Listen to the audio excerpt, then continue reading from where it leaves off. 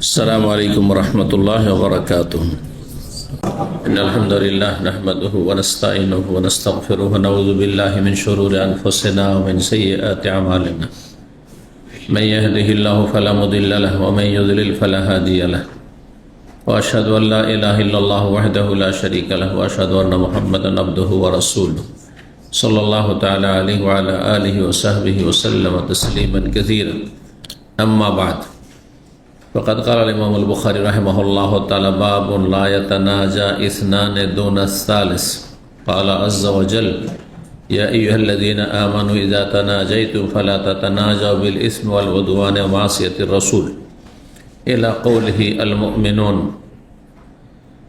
وقوله: يا أيها الذين آمنوا إذا ناجيتم الرسول فقدموا بين يدي نجواكم الصدقة إلى قوله بما تعملون. قال حدثنا عبد الله بن يوسف قال أخبرنا مالك وحدثنا إسماعيل قال حدثني مالك عن نافع عن عبد الله رضي الله عنه أن رسول الله صلى الله عليه وسلم قال: إذا كانوا ثلاثة فلا يتناجى اثنان دون الثالث. সম্মানিত ভাতৃমণ্ডলী, আল্লাহ রাব্বুল আলামিনের প্রশংসা এবং প্রিয় নবী সাল্লাল্লাহু আলাইহি সাল্লামের উপর সালাতু সালামের পর আজ বুধবার 20 শাওয়াল 1447 হিজরি মোতাবেক 8 এপ্রিল 2026 আমাদের ধারাবাহিক আলোচনা সহিহুল বুখারীর অনুমতি চাওয়া পর্ব নম্বর 8। ইমাম বুখারীর এই পর্বের অধ্যায় নম্বর 45 বলছেন, বাবুন, এই অধ্যায় হচ্ছে লা ইয়াতানাজা ইসনানে দুনা সালিস। তিনজন ব্যক্তি কোনো মজলিসে কোনো স্থানে থাকলে দুইজন গোপন আলাপ না করে তৃতীয় ব্যক্তিকে বাদ দিয়ে, তৃতীয় ব্যক্তিকে এক সাইডে রেখে দিয়ে তিনজন আছেন কোন একটি জায়গায়, সেটা ঘরে হোক আর বাইরে হোক, তবে ঘরে অন্যান্য আরও কেউ যদি থাকে সেটা ভিন্ন বিষয়। একটি রুমে যেমন এখানে শুধুমাত্র তিনজন আছে,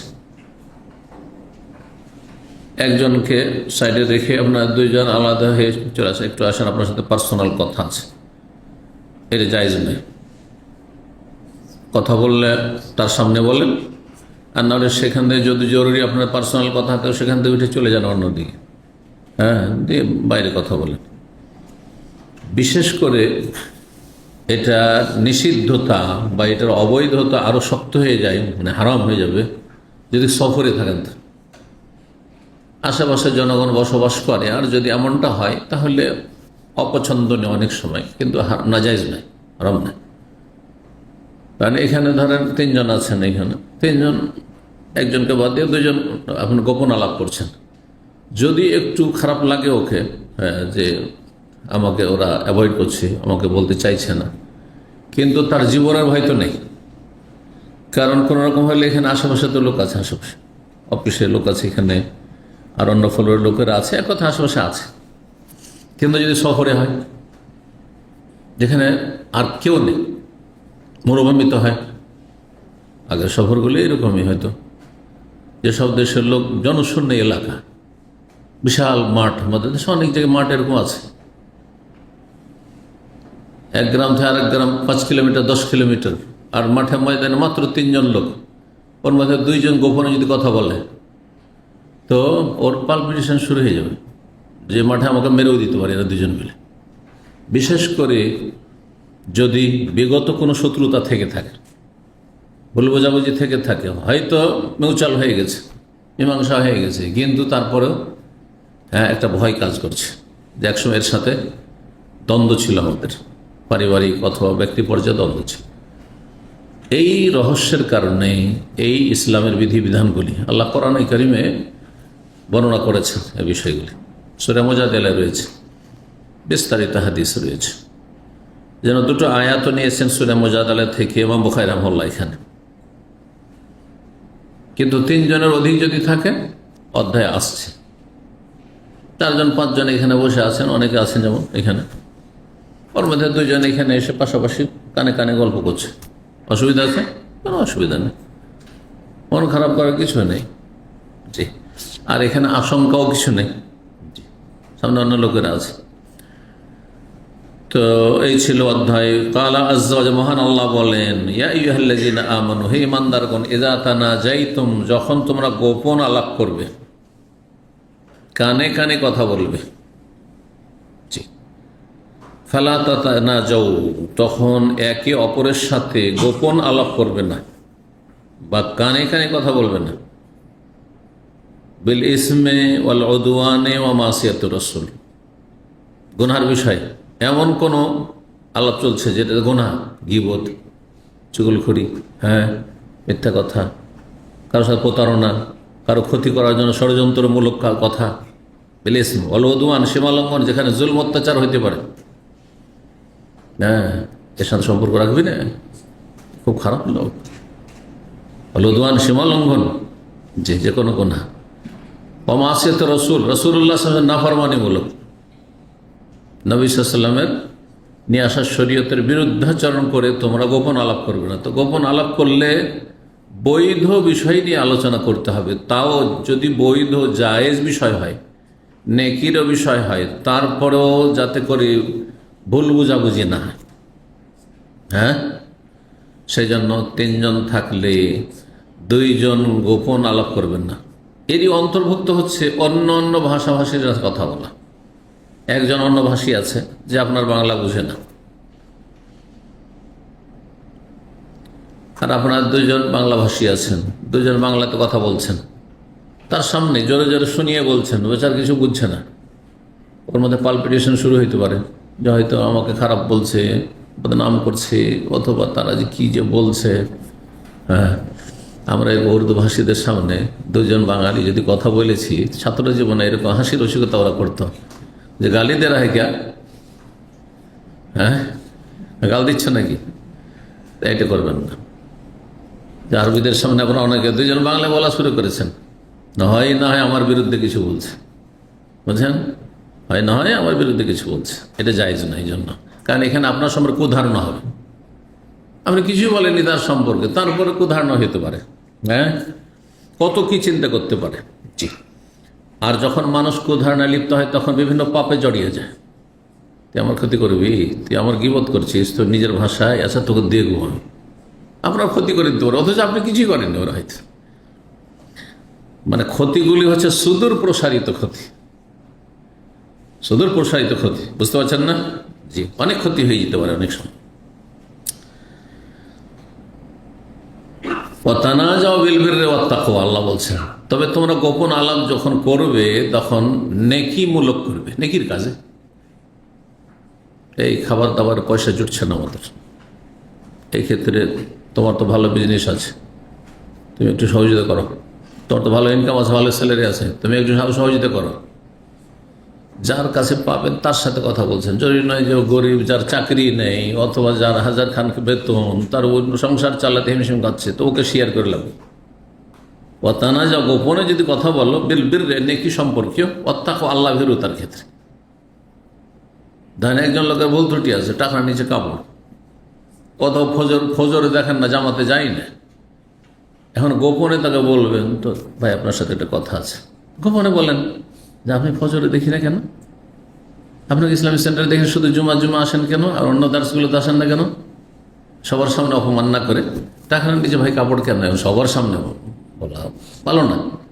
কিন্তু অপমান করবেন, সংশোধন হবে না, বরং আপনার সাথে শত্রুতা হয়ে যাবে, হয়তো মনটা তার খারাপ হয়ে যাবে। ওয়াতানাজাউ বিল বিররি ওয়াত তাকওয়া, আল্লাহ বলছেন। এই ছিল কোরআনিক নির্দেশ। সূরা এই আয়াতের শেষ পর্যন্ত মুমিনুন পর্যন্ত আছে, ওয়ালাল্লাহি ফালিয়াতাওয়াক্কালিল মুমিনুন। সূরা মুজাদালার আয়াত নম্বর 9 এবং 10। আর একটি আয়াত রয়েছে সূরা মুজাদালার আয়াত নম্বর 12 এবং 13, সেখানে 2টো আয়াত রয়েছে। ইয়া আইয়ুহাল্লাযীনা আমানু, হে ঈমানদারগণ, ইযা নাজাইতুমুর রাসূল, তোমরা যখন নবী সাল্লাল্লাহু আলাইহি ওয়াসাল্লামের সাথে গোপনে কথা বলতে আসবে, পার্সোনাল কথা বলতে চান, নবী সাল্লাল্লাহু আলাইহি ওয়াসাল্লাম এত সময় কোথায় যে সবাইকে পার্সোনাল সময় দেবে, তাই না? প্রথম দিকে শরীয়তের বিধান ছিল যে নবী সাল্লাল্লাহু আলাইহি ওয়াসাল্লামের কাছে এসে আমভাবে কথা বলো, যেমন আপনারা সবাই আছেন, মানে এতগুলি মানুষ সবাই যদি একজন একজনকে মাসলা জিজ্ঞাসা করেন এসে আমার কাছে, তো আমাকে তো রাত 12টা পর্যন্ত বসতে হবে, 2-4 ঘন্টা বসতে হবে না, তাই না?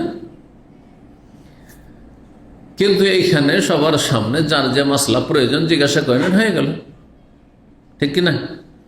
যদি গোপনে কথা বলতে চান, মানে পার্সোনাল অ্যাপয়েন্টমেন্ট নিয়ে যেটা বলা হয়, সময় নিয়ে কথা বলতে চান নবী সাল্লাল্লাহু আলাইহি ওয়াসাল্লামের সাথে, তো প্রথম দিকে এই বিধান ছিল ফাকাদ্দিমু বাইনা ইয়াদাই নাজওয়াকুম সাদাকা। তাহলে তোমাদের নবী সাল্লাল্লাহু আলাইহি ওয়াসাল্লামের সাথে গোপন আলাপের পূর্বে কিছু সাদকা করে আসো। এই নয় যে নবী সাল্লাল্লাহু আলাইহি ওয়াসাল্লামকে দাও। পীরেরা এই আয়াতের অপব্যবহার করে, অপব্যাখ্যা করে, আর এটা দিয়ে তার ধর্ম ব্যবসা করে। আর মরিদানদেরকে শিখিয়েছে, এক মরিদ আরেক মরিদকে শিখিয়ে দেয়, পুরাতন মরিদ নতুন মরিদকে শিখিয়ে দেয় যে পীর সাহেবের সাথে খালি হাতে দেখা করা যায় না, গেলে কিছু না কিছু নিয়ে গিয়ে পীর সাহেবের হাতে দিতে হবে, যেন মোসাফার সাথে টাকা নিয়ে যায়। মোসাফাকে এইভাবে মোসাফা করে, আগে টাকাটা ধরিয়ে দিয়ে মোসাফা, আসল মোসাফা নয়। দেখেছেন না এগুলো? দেখবেন আজকাল ইউটিউবে, সোশ্যাল মিডিয়াতে আছে, বুঝছেন না? এই আয়াতের অপব্যাখ্যাকারী ফাকাদ্দিমু বাইনা সাদাকাত, ও সাদকা খোর, সাদকা খাবে ও পীর, যে কোটিপতি। তাই নবী সাল্লাল্লাহু আলাইহি ওয়াসাল্লামের ক্ষেত্রে এই কথা ছিল যে নবীকে আগে দেও কিছু হাদিয়া, তারপর কথা বলো। মানে ডাক্তারের সাথে দেখা করতে হলে, ক্লিনিকে যদি যান, হাসপাতালে যান, প্রাইভেট হাসপাতাল, সরকারি নয়, তাহলে কি করতে হয়? আগে ফাইল খোলো, পয়সা দাও, আর তারপর তখন কি করো? ফিস পেমেন্ট করে তারপরে কথা বলো। লয়ারের সাথে যদি কথা বলতে হয়, আগে সময় নেন, আজকাল অনলাইনে, ইউরোপ আমেরিকাতে অনলাইনে সময় নেন, তারপর তার ফিস আগে আপনি পেমেন্ট করেন অনলাইনে, তারপরে তখন সেই সময় মতো গিয়ে হাজির হন আর কথা বলেন। এমনকি ইউরোপ আমেরিকাতে যারা ইসলামিক স্কলার মুফতি আছে, বিশেষ করে সামাজিক বা পারিবারিক সমস্যার সমাধান যারা দিয়ে থাকে, বিয়ে শাদী, তালাক, এই সেই ঝামেলা, স্বামী স্ত্রীতে দ্বন্দ্ব, এগুলোর ক্ষেত্রে কিন্তু পয়সা পেমেন্ট করতে হয়। এখানে ফিরি ফিরি আসছে, আমার স্বামী স্ত্রীর সাথে মাঝে ঝগড়া হয়ে গেছে, তো ওই তালাক হয়ে গেছে, তো খুব কথা কাটাকাটি হয়ে গেছে, রাগারাগি হয়ে গেছে, এখন আমি কি করতে পারি? আমি তাকে তালাক দিতে চাই, সে তালাক নিতে চাই, ফ্রিতে ফতোয়া নিয়ে চলে যাচ্ছে। ঠিক না? জানি ইউরোপে, যান আমেরিকায়, পশ্চিমা দেশে, আর আমি জানি এরকম বেশ কিছু মানুষকে, বিভিন্ন ভাষাভাষী, ইংরেজি থেকে শুরু করে বাংলা, উর্দু, বিভিন্ন ভাষাভাষী, তাদের জানি প্রত্যেকটি দেশে রয়েছে। তারা আপনাকে পরামর্শ দেবে, কিন্তু আগে অ্যাপয়েন্টমেন্ট বুক করতে হবে, টাইম, তারপরে তার সাথে একটা পেমেন্ট আছে, পেমেন্ট করে আসতে হবে। 100 পাউন্ড, সাপোজ $100, হ্যাঁ, কতক্ষণ সময় নেবেন আপনি, কী ধরনের সমস্যা, আর তারপরে তখন ওই সময় মোতাবেক হাজির হইতে। আমি এক অফিসে গিয়েছি, ওইরকম অফিসে, সেখানে বিশাল মসজিদ, এই গত সফরে, আর তারপর আমার বন্ধুরা দুইজন মাদানি ওখানে আছে, একজন তো ক্লাসমেটই। তো গিয়ে দেখি যে লাইন লেগে আছে, সবগুলি হচ্ছে পারিবারিক সমস্যা, স্বামী স্ত্রীর সমস্যা, কোথাও তালাক হয়েছে অথবা তালাকের পরিস্থিতি হয়েছে, কোথায় দ্বন্দ্ব চলছে, হ্যাঁ, ইত্যাদি ইত্যাদি। তালাক হয়েছে, ছেলে মেয়ে নিয়ে কে রাখবে, এইসব দ্বন্দ্ব চলছে। তো যারা সেখানকার মুফতি, তাদের কাছ থেকে শুনলাম যে আমাদের কাছে কোর্টেও যদি মুসলিমরা কোনো সমস্যা নিয়ে যায় কেস করতে, তাহলে কোর্ট বলে যাও ওখানে চলে যাও, যেহেতু আমরা রেজিস্টার্ড, যাও ওখান থেকে সমাধান করে তারপরে আমাদের কাছে আসো, কিন্তু পয়সা পেমেন্ট করতে হয়। বুঝতে পারছেন না? জি,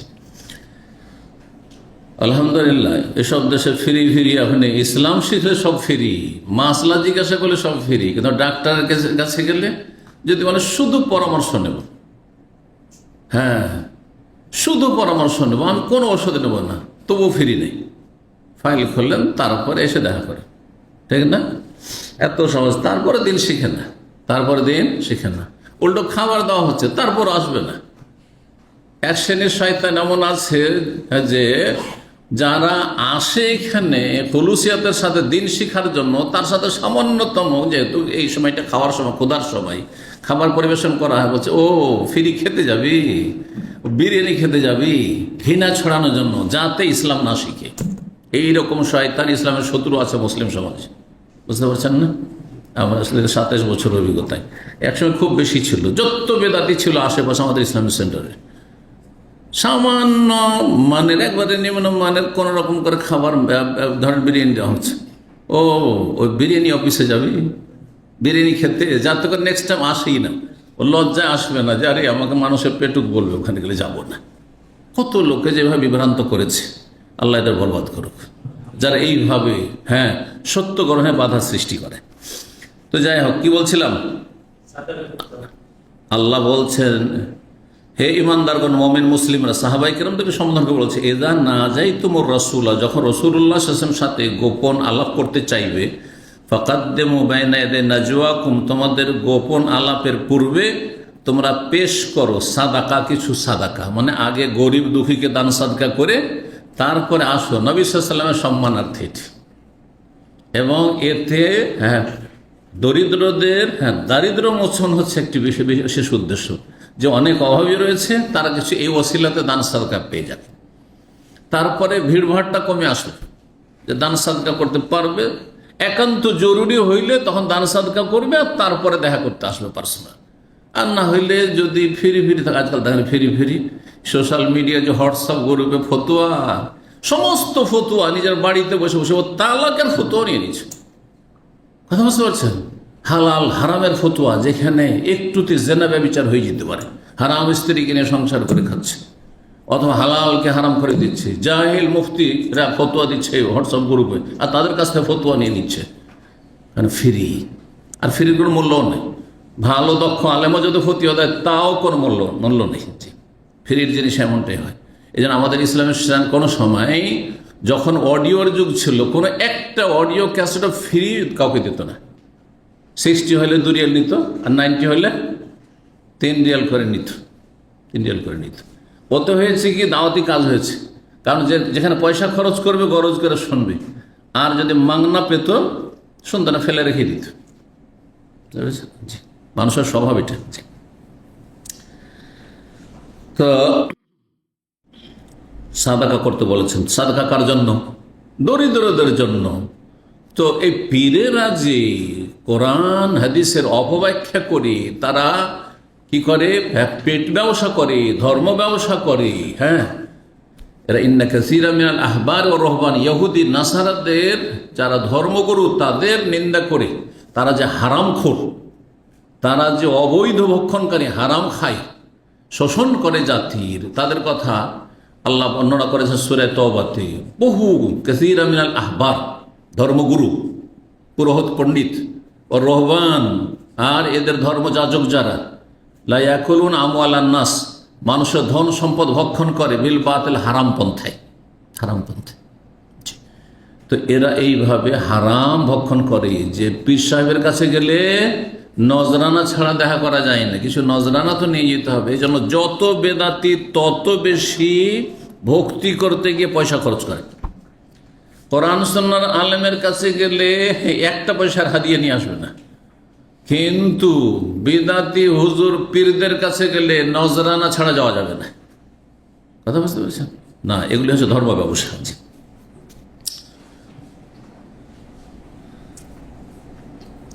এই বিধানটি প্রথম ছিল, তারপরে নবী সাল্লাল্লাহু আলাইহি ওয়াসাল্লামের কাছে বিধান নাযিল হলো। ওই কোরআনের আয়াতে রয়েছে যে না, এই কি রয়েছে, এই হুকুম মানসুখ রহিত হয়ে গেছে, এই হুকুম মানসুখ হয়ে গেছে। এটা আবশ্যক থাকেনি, প্রথম দিকে আবশ্যক ছিল, যে দান সাদকা না করলে নবী সাল্লাল্লাহু আলাইহি ওয়াসাল্লাম দেখা করতে পারবে না, এমন বিষয় নয়। আর এটি নবী সাল্লাল্লাহু আলাইহি ওয়াসাল্লামের জন্য, এটি অন্য কোনো আলেমের জন্য নয়। এটাও আর একটা কথা মনে রাখেন, যে এটা অন্য কোনো আলেমের ক্ষেত্রে নয়, এটা পীরের ক্ষেত্রে নয়, এটা কোনো ধর্মগুরুর ক্ষেত্রে নয়। জি, 6288 নম্বর হাদিস বর্ণনা করছেন। দুটি সনদ এখানে রয়েছে। ইমাম বুখারীর ওস্তাদ আব্দুল্লাহ বিন ইউসুফ, আর তার ওস্তাদ হচ্ছেন ইমাম মালিক, একটি সনদে। দ্বিতীয় সনদে ইমাম বুখারীর ওস্তাদ হচ্ছেন ইসমাইল, আর তার ওস্তাদ হচ্ছেন ইমাম মালিক। তার মানে ইমাম বুখারীর ওস্তাদ দুইজনেই ইমাম মালিক রাহিমাহুল্লাহকে বর্ণনা করেছেন। তো ইমাম মালিক রাহিমাহুল্লাহ যে 4 জন প্রখ্যাত ইমামের অন্যতম, মদিনার ইমাম, তিনি ইমাম বুখারীর ওস্তাদের ওস্তাদ। আর নাফি, তাবেঈ নাফি, যিনি আব্দুল্লাহ বিন উমর রাদিয়াল্লাহু তাআলা স্বাধীনকৃত গোলাম ছিলেন, মাওলা ইবনে উমর, তিনি বর্ণনা করেছেন আব্দুল্লাহ থেকে। জি, আব্দুল্লাহ সাথে আব্দুল্লাহ বিন মাসউদ হয়, কিন্তু নাফি এর বিশিষ্ট ওস্তাদ ছিলেন আব্দুল্লাহ বিন উমর। তো তো হতে পারে সেই আব্দুল্লাহ বলছে আন্না রাসূলুল্লাহ সাল্লাল্লাহু আলাইহি ওয়াসাল্লাম বলেছেন ইযা কানু সালাসা, কোনো জায়গায় যদি তিনজন থাকো, ফালা ইয়াতানা ইসনানে দুনা সালিস, দুইজন ব্যক্তি তৃতীয় জনকে বাদ দিয়ে যেন গোপনে কোনো কথা আলোচনা না করে, হয় তার সামনে করো, তিনজন মিলেই করো ওর সামনে, আর না হইলে একান্ত জরুরি অন্য সময় করো। আর বিশেষ করে যেমনটা বললাম, সফরে, নির্জন এলাকায়, মাঠে ময়দানে কেউ নেই সেখানে, আর সেখানে তিনজন আছেন, একজন ভয় অবশ্যই পাবে, সুতরাং এইরকম জায়গায় তখন কঠোরভাবে নিষিদ্ধ, জায়েজই নয় যে আপনি অন্য ভাষায় কথা বলবেন। হ্যাঁ, আপনি মরুভূমিতে কোথাও তিনজন আছেন আর সে যেন বুঝতে না পারে, না, সে অনেক কষ্ট পাবে এবং সে অনেক দুশ্চিন্তায় পড়ে যাবে। ফাইন্না যালিকা ইউহজিনুহু, অন্য রিওয়ায়াতে রয়েছে এটা তাকে কি করবে, চিন্তিত করে ফেলবে, দুশ্চিন্তা পড়ে যাবে সে।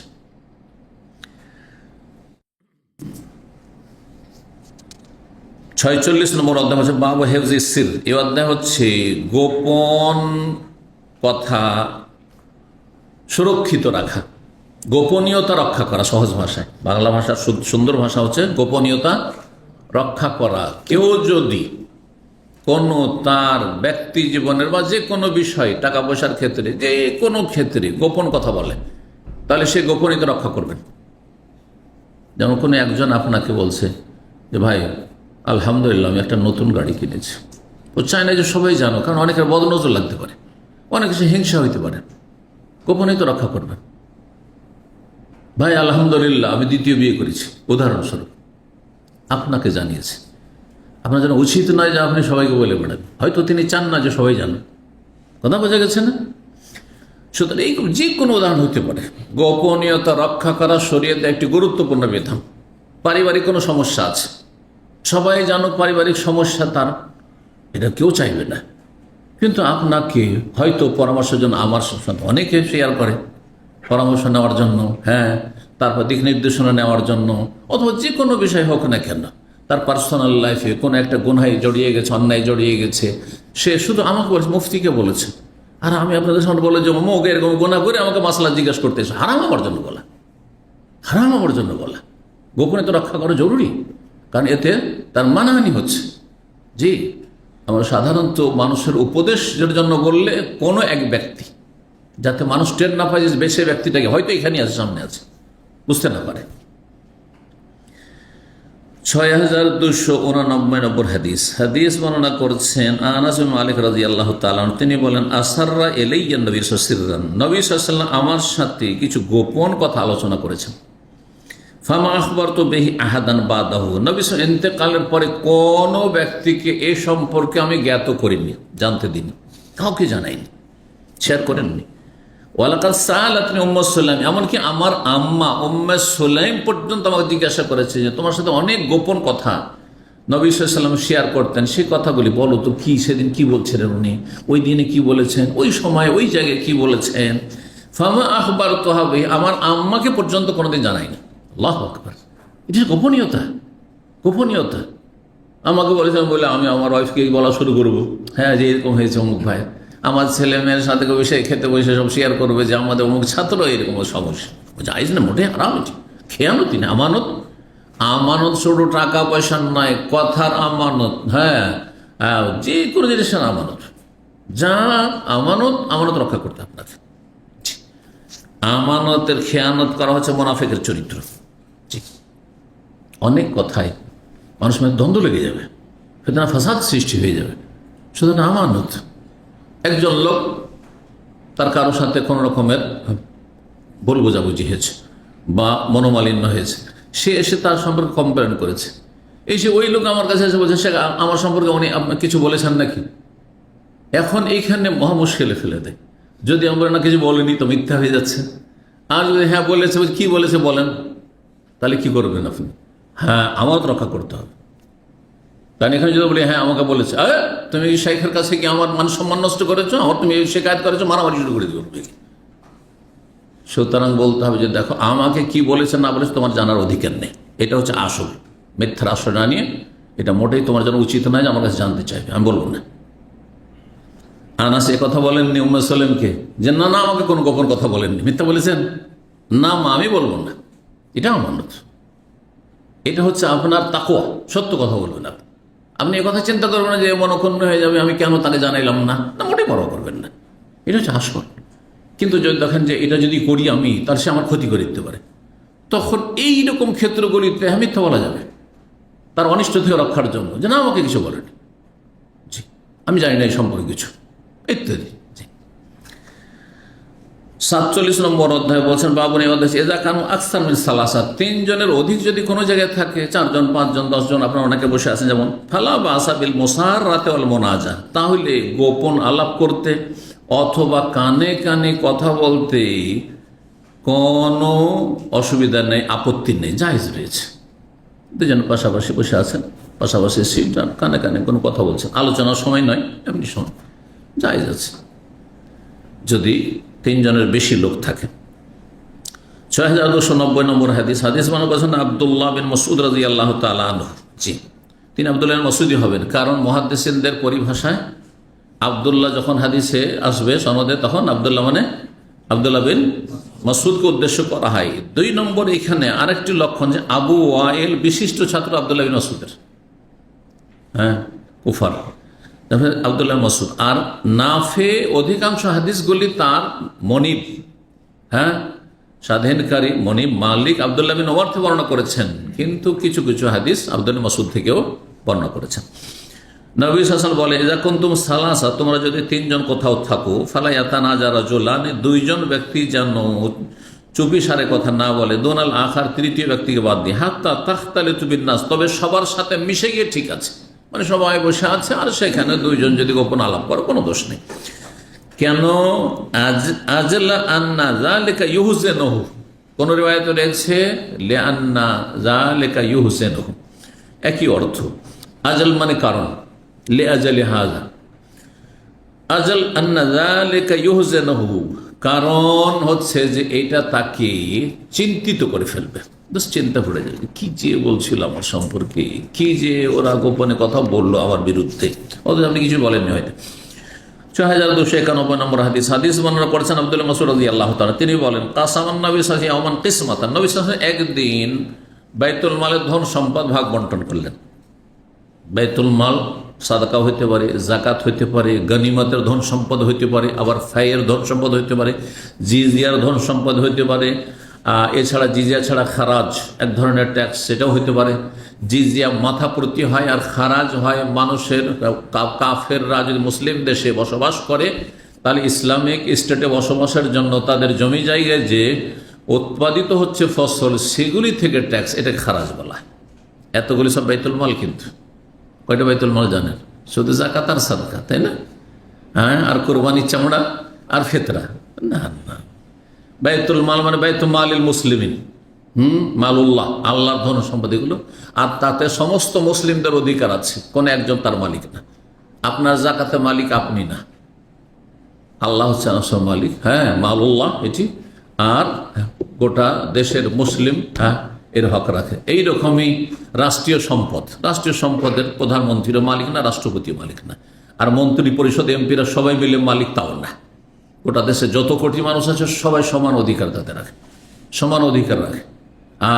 সুতরাং এতে যদি কেউ নয় ছয় করে, খেয়ানত করে, বেঈমানি আত্মসাৎ করে, হ্যাঁ বেশি সে নিল অন্য নাগরিকের চাইতে, অথচ সেটা অবৈধভাবে, তার সেটা বেতন স্যালারি নয়, তাহলে দেশের যত কোটি মানুষ আছে সবাই হাসর মাঠে তার বিরুদ্ধে বাদী হবে, সবাইকে নেকি দিয়ে পেমেন্ট করতে হবে।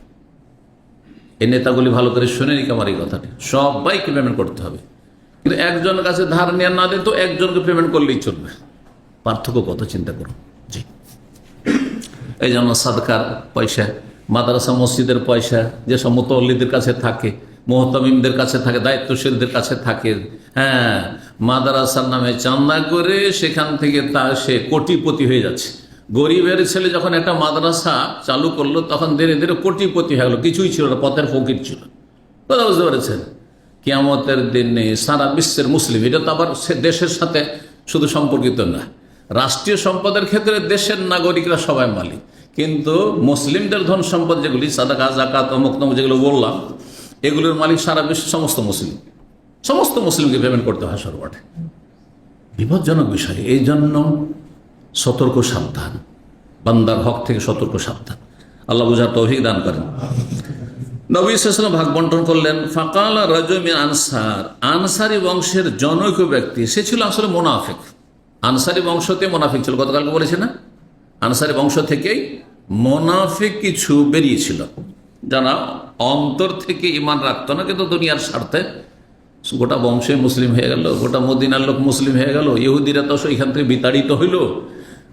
এখন বাঁচতে হইলে, এখানে থাকতে হইলে সসম্মানে নাম কষ্ট হইলে কলমা পড়ে নিতে হবে। আসলে অন্তরে আল্লাহ পরকাল বিশ্বাস ছিল না তাদের। এরা হচ্ছে মুনাফিক। আনসারি বংশের একজন ব্যক্তি যে মূলত মুনাফিক ছিল, সে বিরূপ মন্তব্য করে রাসূলুল্লাহ সাল্লাল্লাহু আলাইহি ওয়াসাল্লাম ভাগ বন্টনের উপর বলল, ইন্না হাযিহি লাকিসমা, এই যে ভাগ বন্টন হয়েছে না, মা উরিদা বিহা ওয়াজহুল্লাহ, এতে আল্লাহর সন্তুষ্টি উদ্দেশ্য ছিল না, আল্লাহকে রাজি করার উদ্দেশ্য ছিল না, স্বজন প্রীতি করা হয়েছে, কাউকে দেওয়া হয়েছে, কাউকে বঞ্চিত রাখা হয়েছে, অবিচার করা হয়েছে। নাউজুবিল্লাহ। কার সম্পর্কে? তাও রাসূলুল্লাহ সাল্লাল্লাহু আলাইহি ওয়াসাল্লাম সম্পর্কে। রাসূলুল্লাহ সাল্লাল্লাহু আলাইহি ওয়াসাল্লাম সম্পর্কে যদি কেউ বলতে পারে, তো ওস্তাদ সম্পর্কে বলতে পারে না? এই জন্য কিছু ছাত্র, অবাঞ্ছিত ছাত্র আমাদের এখানে এই 27 বছরে দেখেছি, এখনো থাকতে পারে। যদি কেউ কাছাকাছি এসে ইসলামিক সেন্টারে মাগরিব থেকে সময় দিচ্ছে, খেদমত করছে, তখন তাদের সম্পর্কে মন্তব্য করে, বিরূপ মন্তব্য, আর তাতে ওস্তাদের মানহানি করে, এদের কাজ হলো চামচামি করা। এগুলো সব চামচা, নাউজুবিল্লাহ। তার মানে ওস্তাদ কত দুর্বল ইমানের লোক যে কিছু চামচা পুষে। মানহানিটা ওই ছাত্রগুলো শুধু নয়, কার? ওস্তাদের। বুঝতে পারছেন? এমন ছাত্র পেয়েছি আমরা, দেখেছি। হ্যাঁ, জি জি। তো তখন আমাদের ধৈর্য ধরতে হয়, কারণ নবীকেও ছাড়েনি মুনাফিকরা। হ্যাঁ, আর মুসলিম সমাজে কিছু মুনাফিক চরিত্রে কিছু থাকবে, এরকম থাকবে। তারপরে একবার শুনলাম, এরকম অনেকবারই হয়েছে, কিন্তু একবার কথা বলছে, শাইখ তো ওদের কথা অন্ধভাবে বিশ্বাস করে। নাউযুবিল্লাহ। অথচ কোন একজন ব্যক্তি যদি আপনার সম্পর্কে খারাপ মন্তব্য করে, তবুও বিশ্বাস করবো না যতক্ষণ পর্যন্ত আমি সে সম্পর্কে যথেষ্ট না জেনে নেব। কখনো না। এটা আমার লাভ লস কি আছে? আপনি ভালো হইলে আমার কি, আর খারাপ হইলে আমার কি ক্ষতি আছে নাকি? তা আপনার সম্পর্কে একটা লোককে এসে বলে লোকটা খুব খারাপ, আর আমি তা আপনার সম্পর্কে ব্যাস শুনে আমি মোকাল্লেদ হয়ে যাব? আরে কোরআন হাদিসের আমল করার ক্ষেত্রে মোকাল্লেদ না, আমি মুত্তাবে। তা আমি আপনার সম্পর্কে একটা পজিটিভ অথবা নেগেটিভ ধারণার ক্ষেত্রে আপনার কথা শুনে ব্যাস অন্ধবিশ্বাসী হয়ে যাবো? এত সহজ না, মোটেই না। এত দুর্বল ভাববেন না কিন্তু। জি, বিশেষ করে আমার ছাত্রদেরকে বলছি, কখনো এরকম দুর্বল ভাববেন না। জি, আমার ব্যক্তিত্ব আছে, আমার বিবেক আছে, আমার আলহামদুলিল্লাহ এলেম আছে, এতটুকু। জি, সুতরাং কেউ আপনার সম্পর্কে, সে আমার সম্পর্কে কিন্তু একজন আপনার সামনে কমপ্লেন করেছে, কমপ্লেন করলে কি হলো? তার কথা আমি বিশ্বাস করে নিলাম, শুনলাম, শুনিয়ে দিল। যদি গীবত হয়, বললেন না গীবত করা জায়েজ না। জি, আর তার অনিষ্ট থেকে যদি সতর্ক সাবধান করা হয়, তাহলে ভালো, জাযাকাল্লাহ খাইর, সতর্ক। কিন্তু কথা হচ্ছে যে তার সম্পর্কে একেবারে একজন বলতেই মাত্র বিশ্বাস করে ফেললাম যে লোকটি ভালো না, না, মোটেই না। এটা কারো জন্য জায়েজ না।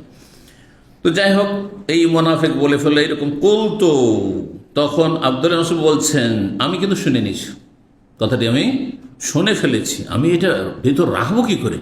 নবী সাল্লাল্লাহু বলতে হবে, আমার শোনো শোনো, এই মুনাফিক ওয়াল্লাহি, আল্লাহর কসম করে ফেললাম, আতিয়ান্না নবী সাল্লাল্লাহু আলাইহি ওয়াসাল্লাম, আমি নবী সাল্লাল্লাহু আলাইহি ওয়াসাল্লামের কাছে অবশ্যই আসবো, এক্ষুনি যাবো নবী সাল্লাল্লাহু আলাইহি ওয়াসাল্লামের কাছে।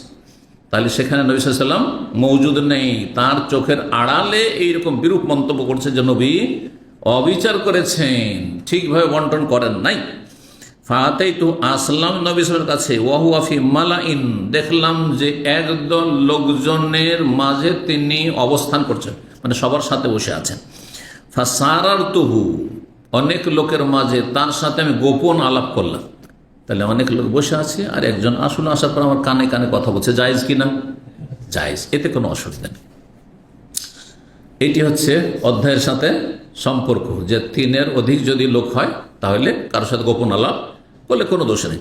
ফাগাযিবা, নবী সাল্লাল্লাহু আলাইহি ওয়াসাল্লাম কথা শোনার পরে রাগান্বিত হলে, মানুষ যদি এমন কোনো কথা শোনে যাতে সীমা লঙ্ঘন, আপনার সাথে অন্যায় আচরণ করা হয়েছে, আপনার সম্পর্কে খারাপ মন্তব্য করে, স্বাভাবিক রাগ হবে, সবার রাগ হবে। নবী সাল্লাল্লাহু আলাইহি ওয়াসাল্লাম মানুষ ছিলেন, রাগ হবেই। রাগ হওয়াটা দোষণীয় না, রাগের প্রতিক্রিয়া দেখানোটা হচ্ছে দোষণীয়। সেইখানে রাগকে সংবরণ করতে হবে, বোঝা গেছে? রাগকে দমন করতে হবে, রাগ প্রকাশ করতে হবে না, রিয়াক্ট করতে হবে না। রাগ স্বাভাবিক ভিতরে আছে, তাকে তো তার বহিঃপ্রকাশ না ঘটে, বাস্ট হয়ে যাবেন না। হাত্তা ইহমার রাওয়াজহ, এত রাগান্বিত হলেন যে নবী সাল্লাল্লাহু আলাইহি ওয়াসাল্লামের মোবারক চেহারা লাল হয়ে গেল, লাল হয়ে গেল। জি, সাদা ফর্সা মানুষ যদি রেগে যায় তোমার হচ্ছে রক্ত ফুটছে, যেমন রোদে একটু গেলে, হ্যাঁ, ফর্সা বাচ্চাকে যদি রোদে নিয়ে যান মনে হচ্ছে রক্ত, হ্যাঁ, ফুটছে, তা দেখা যাচ্ছে। সুম্মা কালা, তারপরে বললেন নিজের সান্ত্বনার জন্য এবং সাহাবায়ে-কেরামদেরকে সান্ত্বনা দেওয়ার জন্য, রাহমাতুল্লাহ আলা মুসা, অন্যের রাহিমাল্লাহ আলা মুসা, মুসা আলাইহিস সালাম আল্লাহ রহম করুন, তারপর আল্লাহর রহমত বর্ষিত হোক। উযিয়া বিআকসার মিন হাযা, আমাকে যে কষ্ট দেওয়া হয়েছে তার চাইতে বেশি তাকে কষ্ট দেওয়া হয়েছে। বহুবার বনী ইসরাইল ইহুদিরা কষ্ট দিয়েছে, ফাসাবরা, কিন্তু কি করেছেন তিনি? হ্যাঁ, রিয়াক্ট করেছেন, প্রতিক্রিয়া দেখিয়েছেন, হ্যাঁ, বাস্ট হয়ে গেছেন না, না, না, ফাসাবরা, সবর করেছেন। প্রত্যেককে সবর করতে হবে। 48 নম্বর অধ্যায় বলছেন মাবতুলিন নাজওয়া। এই অধ্যায় হচ্ছে দীর্ঘ সময় ধরে গোপন আলাপ করা। গোপন আলাপ মানে অল্প 1-2 মিনিট, নাকি প্রয়োজনে আপনি আধা ঘন্টা গোপন আলাপ করতে পারেন? প্রয়োজন হলে করতে পারেন। এখন আর এমন কোনো সমস্যা আছে যে সমস্যার জন্য দীর্ঘক্ষণ গোপনে কথা বলার প্রয়োজন রয়েছে, আর যার সাথে আপনি কথা বলছেন সে বিরক্ত হচ্ছে না, সে কষ্ট পাচ্ছে না, তাহলে জায়েজ। ওয়াইদহুম নাজওয়া, সূরা ইসরা, সূরা বনী ইসরাঈল আয়াত 47 সালে বলছেন যখন তারা গোপন আলাপে ব্যস্ত থাকে। তাহলে বোঝা গেল যে ভালো গঠনমূলক যদি গোপন আলাপ হয় আর সেটা দীর্ঘ সময়ও হয় প্রয়োজন বোধে, তাহলে জায়েজ রয়েছে। কিন্তু যদি সেটা কারো ক্ষতি সাধনে হয় বা সেটা অহেতুক হয়, অসার হয়, ফালতু হয়, সময় নষ্ট করা হয়, তাহলে আপত্তিকর। মাসদারুন মিন নাজাইতু, নাজওয়া শব্দটি হচ্ছে মাসদার, নাজা ইউনাজি মুনাজাত বাবে মুফালাত থেকে। ফাওয়াসাফাহুম বিহা, আর তাদের কথা এখানে বর্ণনা করেছেন এই শব্দ ওয়াইজহুম নাজওয়া বলে, ওয়াল মানা ওয়াইজহুম ইয়াতানাজাউন, যখন তারা গোপন আলাপে ব্যস্ত ছিল। 6292 নম্বর হাদিস বর্ণনা করছেন আনাস রাদিয়াল্লাহু তাআলা আনহু, তিনি বলেন উকিমাতিস সালাতু, একদিন সালাতের ইকামত হইল। ওয়ারাজুল ইউনাজি রাসূলুল্লাহ সাল্লাল্লাহু আলাইহি ওয়াসাল্লাম, কোন একজন ব্যক্তি রাসূলুল্লাহ সাল্লাল্লাহু আলাইহি ওয়াসাল্লামের সাথে গোপন আলাপ করছিল। ফামাজাল ইউনাজিহি, এদিকে ইকামত হয়ে গেছে আর জামাতের সময়ও হয়ে গেছে, কিন্তু জামাতের সময় হয়ে যাওয়া মানে এই নয় যে জরুরি যে এক্ষুনি নামাজ পড়তে হবে। আজকাল সরকারি আইন হয়ে গেছে যে 20 মিনিট বা 15 মিনিট মসজিদের টাইম এতটা দিতে হবে, আজান ইকামতের মাঝখানে তারপরে নামাজ শুরু করতে হবে। কিন্তু নবী সাল্লাল্লাহু আলাইহি ওয়াসাল্লাম এমন ছিল না, হ্যাঁ, না ছিল যে মাগরিবে 10 মিনিট, এশাতে 20 মিনিট আর ফজরে আধা ঘন্টা, এই যে ভাগ, এগুলো মানুষের সুবিধার্থে যেখানে যেমন সুবিধা হয়, যেখানে যেমন সুবিধা হয়। এখানে ফজরে আধা ঘন্টা, কিন্তু বাংলাদেশে যে মনে করেন ফজরে 15 মিনিট যথেষ্ট। এখানেও দেখেন মার্কেট এরিয়াতে ফজর আজান ইকামতের মাঝখানে ব্যবধান হচ্ছে, যারা এই এলাকা থাকেন বলেন তো, না 15 মিনিট মনে হয়, হ্যাঁ 15 মিনিট। কিন্তু আমাদের মহল্লাতে 25 মিনিট, অধিকাংশ মসজিদে, কিছু মসজিদ আছে 30 মিনিট, আধা ঘন্টা। আসরে পাশের এক মসজিদ আছে 25 মিনিট, অধিকাংশ সবগুলো মসজিদে প্রায় 20 মিনিট। একটি মসজিদ আছে কর্নিশের দিকে, আমার ওখান থেকে মাঝে মাঝে তেলাওয়াত শোনা যেত, তো আজান শোনা যায় ওই 7-এর দিকে। তো দেখা যায় যে আমাদের নামাজ হওয়ার পরে অনেকক্ষণ পরে নামাজ হচ্ছে, ঠিক না? তো যদি ওপর থেকে কোনো বাধা নিষেধ না থাকে তো নিজের মতো যেখানে সুবিধা, মুসল্লি যারা সিংহভাগ মসজিদে মুসল্লি, তাদের যাতে সুবিধা সেটা করবে। নবী সাল্লাল্লাহু আলাইহি ওয়াসাল্লামের ইকামতের পরে নবী সাল্লাল্লাহু আলাইহি ওয়াসাল্লাম মসজিদের দায়িত্বে।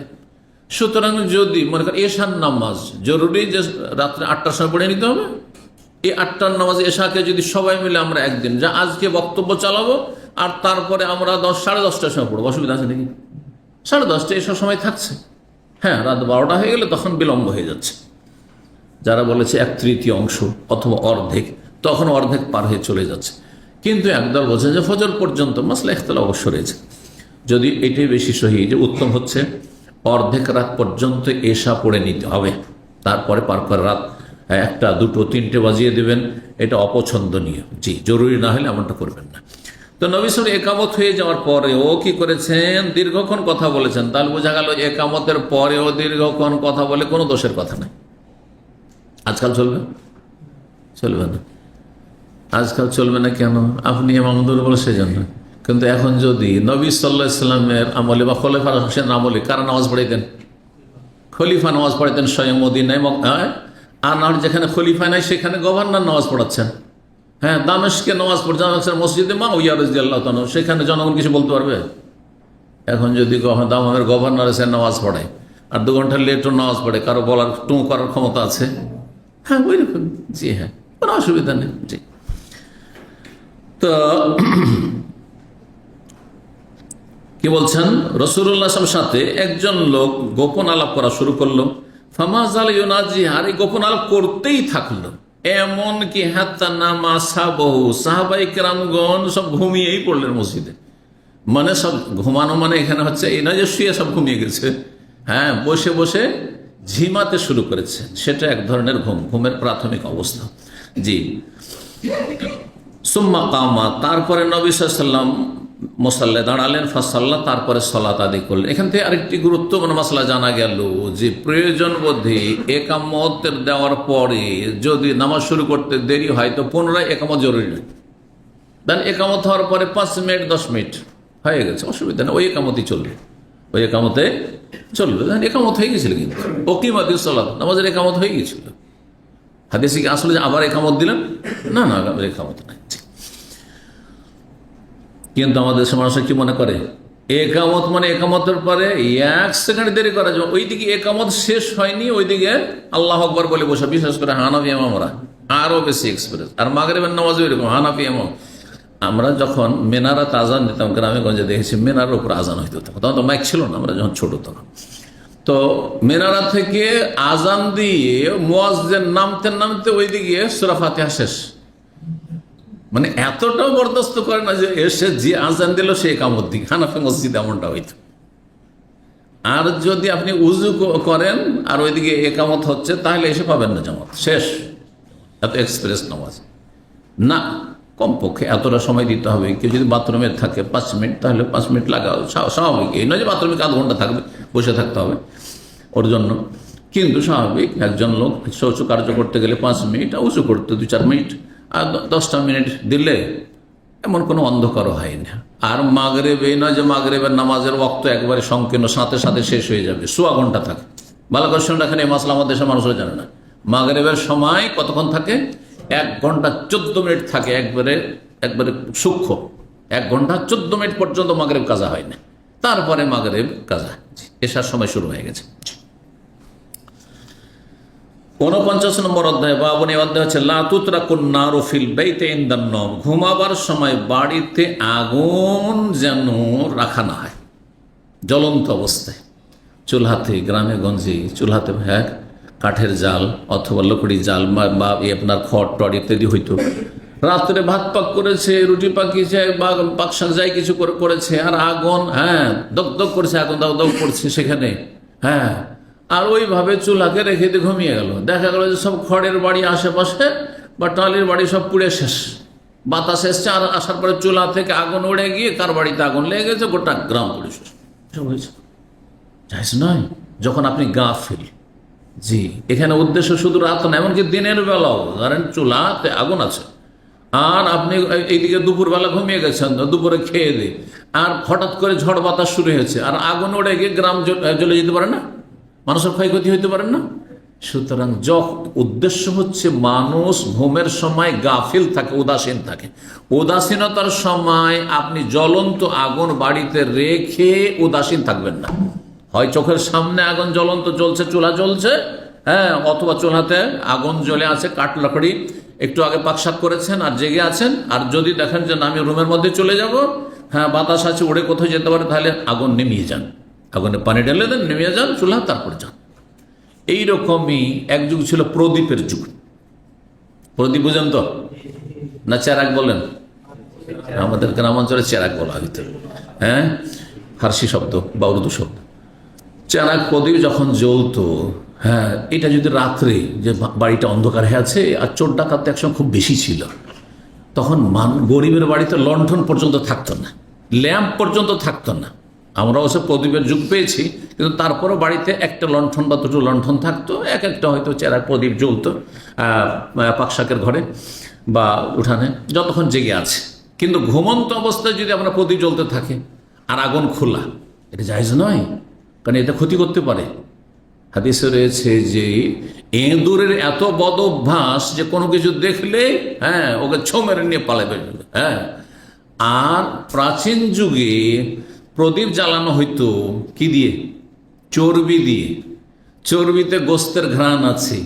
যখন এঁদুর আসবে আপনার সে প্রদীপের কাছে আর চর্বির ঘ্রাণ পাবে, এখানে হয়তো আমার খাবার আছে, তখন আপনার যে ফিতাটা আছে, যে ফিতাতে তেল টান ছাড় উপরে জ্বলছে, সেটা নিয়ে টান দিবে, আর টান দিয়ে নিয়ে আপনার ঘরে ঢুকে আপনার বাড়ি ঘরে জ্বালিয়ে সব শেষ করে দেবে, অথবা অন্যের বাড়িতে চলে গিয়ে বাড়ি ঘর জ্বালিয়ে দেবে। এই জন্য নিষেধ করা হয়েছে, এই জন্য নিষেধ করা হয়েছে। এই হাদিসের অর্থ এই নয় যে রাত্রে ঘুমাবেন তখন সব লাইট বন্ধ করে দিতে হবে। আর এক শ্রেণী করে এইরকমটা বুঝেছে, ভুল বুঝেছে, বলছে এটাও তো আগুন। কি বুঝেছে? দেখেন, ভুল বুঝা, এটাও তো আগুন। সুতরাং যখন ঘুমিয়ে যাবে ওটা বাড়িকে দিবে অন্ধকার করে, এমনটা উদ্দেশ্য না? মোটে উদ্দেশ্য নয়। তবে অপচয় করবেন না। জেগে থাকা অবস্থায় বেশ কিছু লাইটের প্রয়োজন, আর যখন ঘুমিয়ে যাচ্ছেন গোটা হলে একটা লাইট থাকলেই যথেষ্ট। অন্য অন্য রুম, সবগুলো রুমকে আলো করে রাখতে হবে, কোনো প্রয়োজন নেই। এটা করবেন, কারণ অপচয় চলবে না সেই জন্য। কিন্তু এই হাদিস এই লাইটগুলোকে সামিল না। এই হাদিস এমনকি লণ্ঠনকেও সামিল না, যেটা গ্লাস দিয়ে আগুন ঢাকা আছে প্রয়োজনে বাড়ি আলোকিত করার জন্য, যেখানে বিদ্যুৎ নেই। জি, এখন এই হাদিসগুলি চলে আসছে। হাদিস প্রথম, সালেম বিন আবদুল্লাহ তার পিতা আবদুল্লাহ বিন উমার থেকে বর্ণনা করেছেন রাদিয়াল্লাহু তাআলা আনহু, নবী সাল্লাল্লাহু আলাইহি ওয়াসাল্লাম বলেন, লা তাতরুকুন নারা ফি বুয়ুতিকুম হিনা তানামুন, যখন তোমরা ঘুমিয়ে যাবে তখন তোমাদের বাড়িতে আগুন জ্বলন্ত অবস্থায় রেখে দিও না। আগুন কোথাও জ্বলছে অথবা চুলাতে আগুন আছে, এই অবস্থায় ছেড়ে দিও না, বরং আগুন নিভিয়ে দিয়ে ঘুমাবে। 6294 নম্বর হাদিস বর্ণনা করেছেন আবু মুসা আশআরী রাদিয়াল্লাহু তাআলা আনহু, তিনি বলছেন, ঘটনা, মদিনার ঘটনা, ইহতারাকা বাইতুন বিল মাদিনাতে আলা আহলিহি মিনাল লাইল, এক রাতে মদিনার একটি বাড়ি, সেই বাড়ির পরিবার সহ, বাড়িওয়ালা সহ জ্বলে যায়। সুবহানাল্লাহ, গোটা বাড়িটা জ্বলে যায়। আলা আহলিহি, সেই পরিবার সহ, হয়তো পরিবারের কেউ জ্বলেছে, অথবা উদ্দেশ্য হচ্ছে যে সেই পরিবার সেখানে বসবাস করত আর বাড়িটা আগুন লেগে গিয়ে জ্বলে যায়, যে বাড়িতে একটি পরিবার বসবাস করত, এটা উদ্দেশ্য হইতে পারে। ফাহুদ্দেসা বিশানিহিন নবী সাল্লাল্লাহু আলাইহি ওয়াসাল্লামকে তখন এই ঘটনাটি বর্ণনা করা হলো, যে এমনটা আজকে মদিনায় একটি বাড়ি পুড়ে গেছে।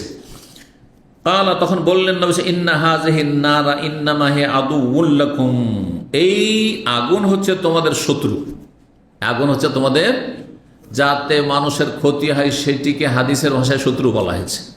আগুন সাধারণত মানুষের লাভ তো করে, কিন্তু ক্ষতি করলে মারাত্মক ক্ষতি হয়ে যায় আগুনে, সেই জন্য একে শত্রু বলা হয়েছে। যেমন আরেকটি হাদিসে রয়েছে, নবী সাল্লাল্লাহু আলাইহি ওয়াসাল্লাম হাদিসে নয়, ওমর রাদিয়াল্লাহু আনহু বলেছেন যে এই যে শীত, প্রচণ্ড ঠান্ডা, এটা কি? আদুউল লাকুম, শীত হচ্ছে তোমাদের শত্রু, কারণ ঠান্ডাতে অনেকে মারা যায়। অভাবের একসময় গরিবরা ঠান্ডাতে মারা যেত, ঠান্ডাতে মারা যেত। পশ্চিমা দেশে গরমে মারা যাচ্ছে, যখন বছরে এক মাস মাত্র গরম পড়ে, পশ্চিমা দেশে শুনবেন, যারা বিশ্ব সম্পর্কে খবর রাখেন, অনেক লোক মরে গেছে, কিসে? গরমে মরে গেছে। কিন্তু সাধারণত বিশ্বের অধিকাংশ জায়গায় যে মানুষ মারা যায়, গরমে মারা যায় না, কিসে মারা যায়? কারণ গরিবের সংখ্যা বেশি, অভাবের সংখ্যা বেশি। এখন যদিও আলহামদুলিল্লাহ এখন তো শীত বস্ত্র প্রায় সবার কাছে আছে, গরিবদেরও কোনো অভাব নেই, কিন্তু একসময় অনেক অভাব ছিল। খালি গায়ে নিউমোনিয়া হয়ে গেছে, ঠান্ডা লেগে গেছে, আরও কত কি হয়েছে, মারা গেছে। তো দুশ্মন বলা হয়েছে সেগুলিকে, যেগুলি মানুষের ক্ষতি সাধন করে। এই আগুন তোমাদের শত্রু। ফায়জা নিমতুম, সুতরাং যখন তোমরা ঘুমিয়ে পড়বে, ফাতফিহু আনকুম, তখন সেটা নিভিয়ে দিও, নিভিয়ে দিয়ে ঘুমাবে। 6295 নম্বর হাদিস মনে করছে জাবের রাদিয়াল্লাহু তাআলা আনহু, তিনি বলেন, রাসূলুল্লাহ সাল্লাল্লাহু আলাইহি ওয়াসাল্লাম বলেছেন, খাম্মিরুল আনিয়া, রাত্রে, দিনেও যদি খাবার দাবার থাকে কোনো কিছুতে, পাত্রে ঢেকে রাখবেন, এটাই। কিন্তু বিশেষ করে রাত্রে হইলে আরো বেশি। দিনে কিছুক্ষণ হয়তো খোলা থাকলে সমস্যা নাই, কারণ যাওয়া আশা করছেন, দেখছেন কোনো কিছু বসলো নাকি বা কোনো কিছু ঢুকলো নাকি, কিন্তু রাতে খবর রাখেন না, কয়েক ঘন্টা। খাম্মেরুল আনিয়া, তা পাত্রগুলিকে তোমরা ঢেকে দাও। ওয়া আজিফুল আবওয়াব, মানে আগলিকু, জি, তোমরা দরজাগুলি বন্ধ করে দাও। দিনে গ্রামে দরজা বন্ধ রাখেন, দিনে আসল হচ্ছে দরজা খোলাই থাকে, তাই না? তাহলে আসল এই উদ্দেশ্য হচ্ছে রাত্রিবেলা। রাত্রিবেলা যখন সবাই তোমরা গাফিল থাকবে, ঘুমিয়ে পড়বে, তখন বাড়ির দরজা বন্ধ রাখো, লক রাখো। ও আতফিউল মাসাবিহা, এবং তোমরা প্রদীপগুলি নিভিয়ে দাও। কেন? এখানে কারণ বর্ণনা করা হয়েছে, এই কারণটা একটু আগে বললাম। ফাইনাল ফওয়াইসিকা, কারণ ইঁদুরকে ফাসেক বলে। ফওয়াইসিকা, ফাসেক কি করে? ফাসেক মানে হচ্ছে যে কি করে, বেরিয়ে যায়। কোন ফাসাকা এফসাকা মানে বেরিয়ে যাওয়া। তো গুনাহগারকে ফাসেক কেন বলা হয়? সে আল্লাহ এবং রসুলের আনুগত্য থেকে আংশিক অথবা পুরোপুরি বেরিয়ে যায়।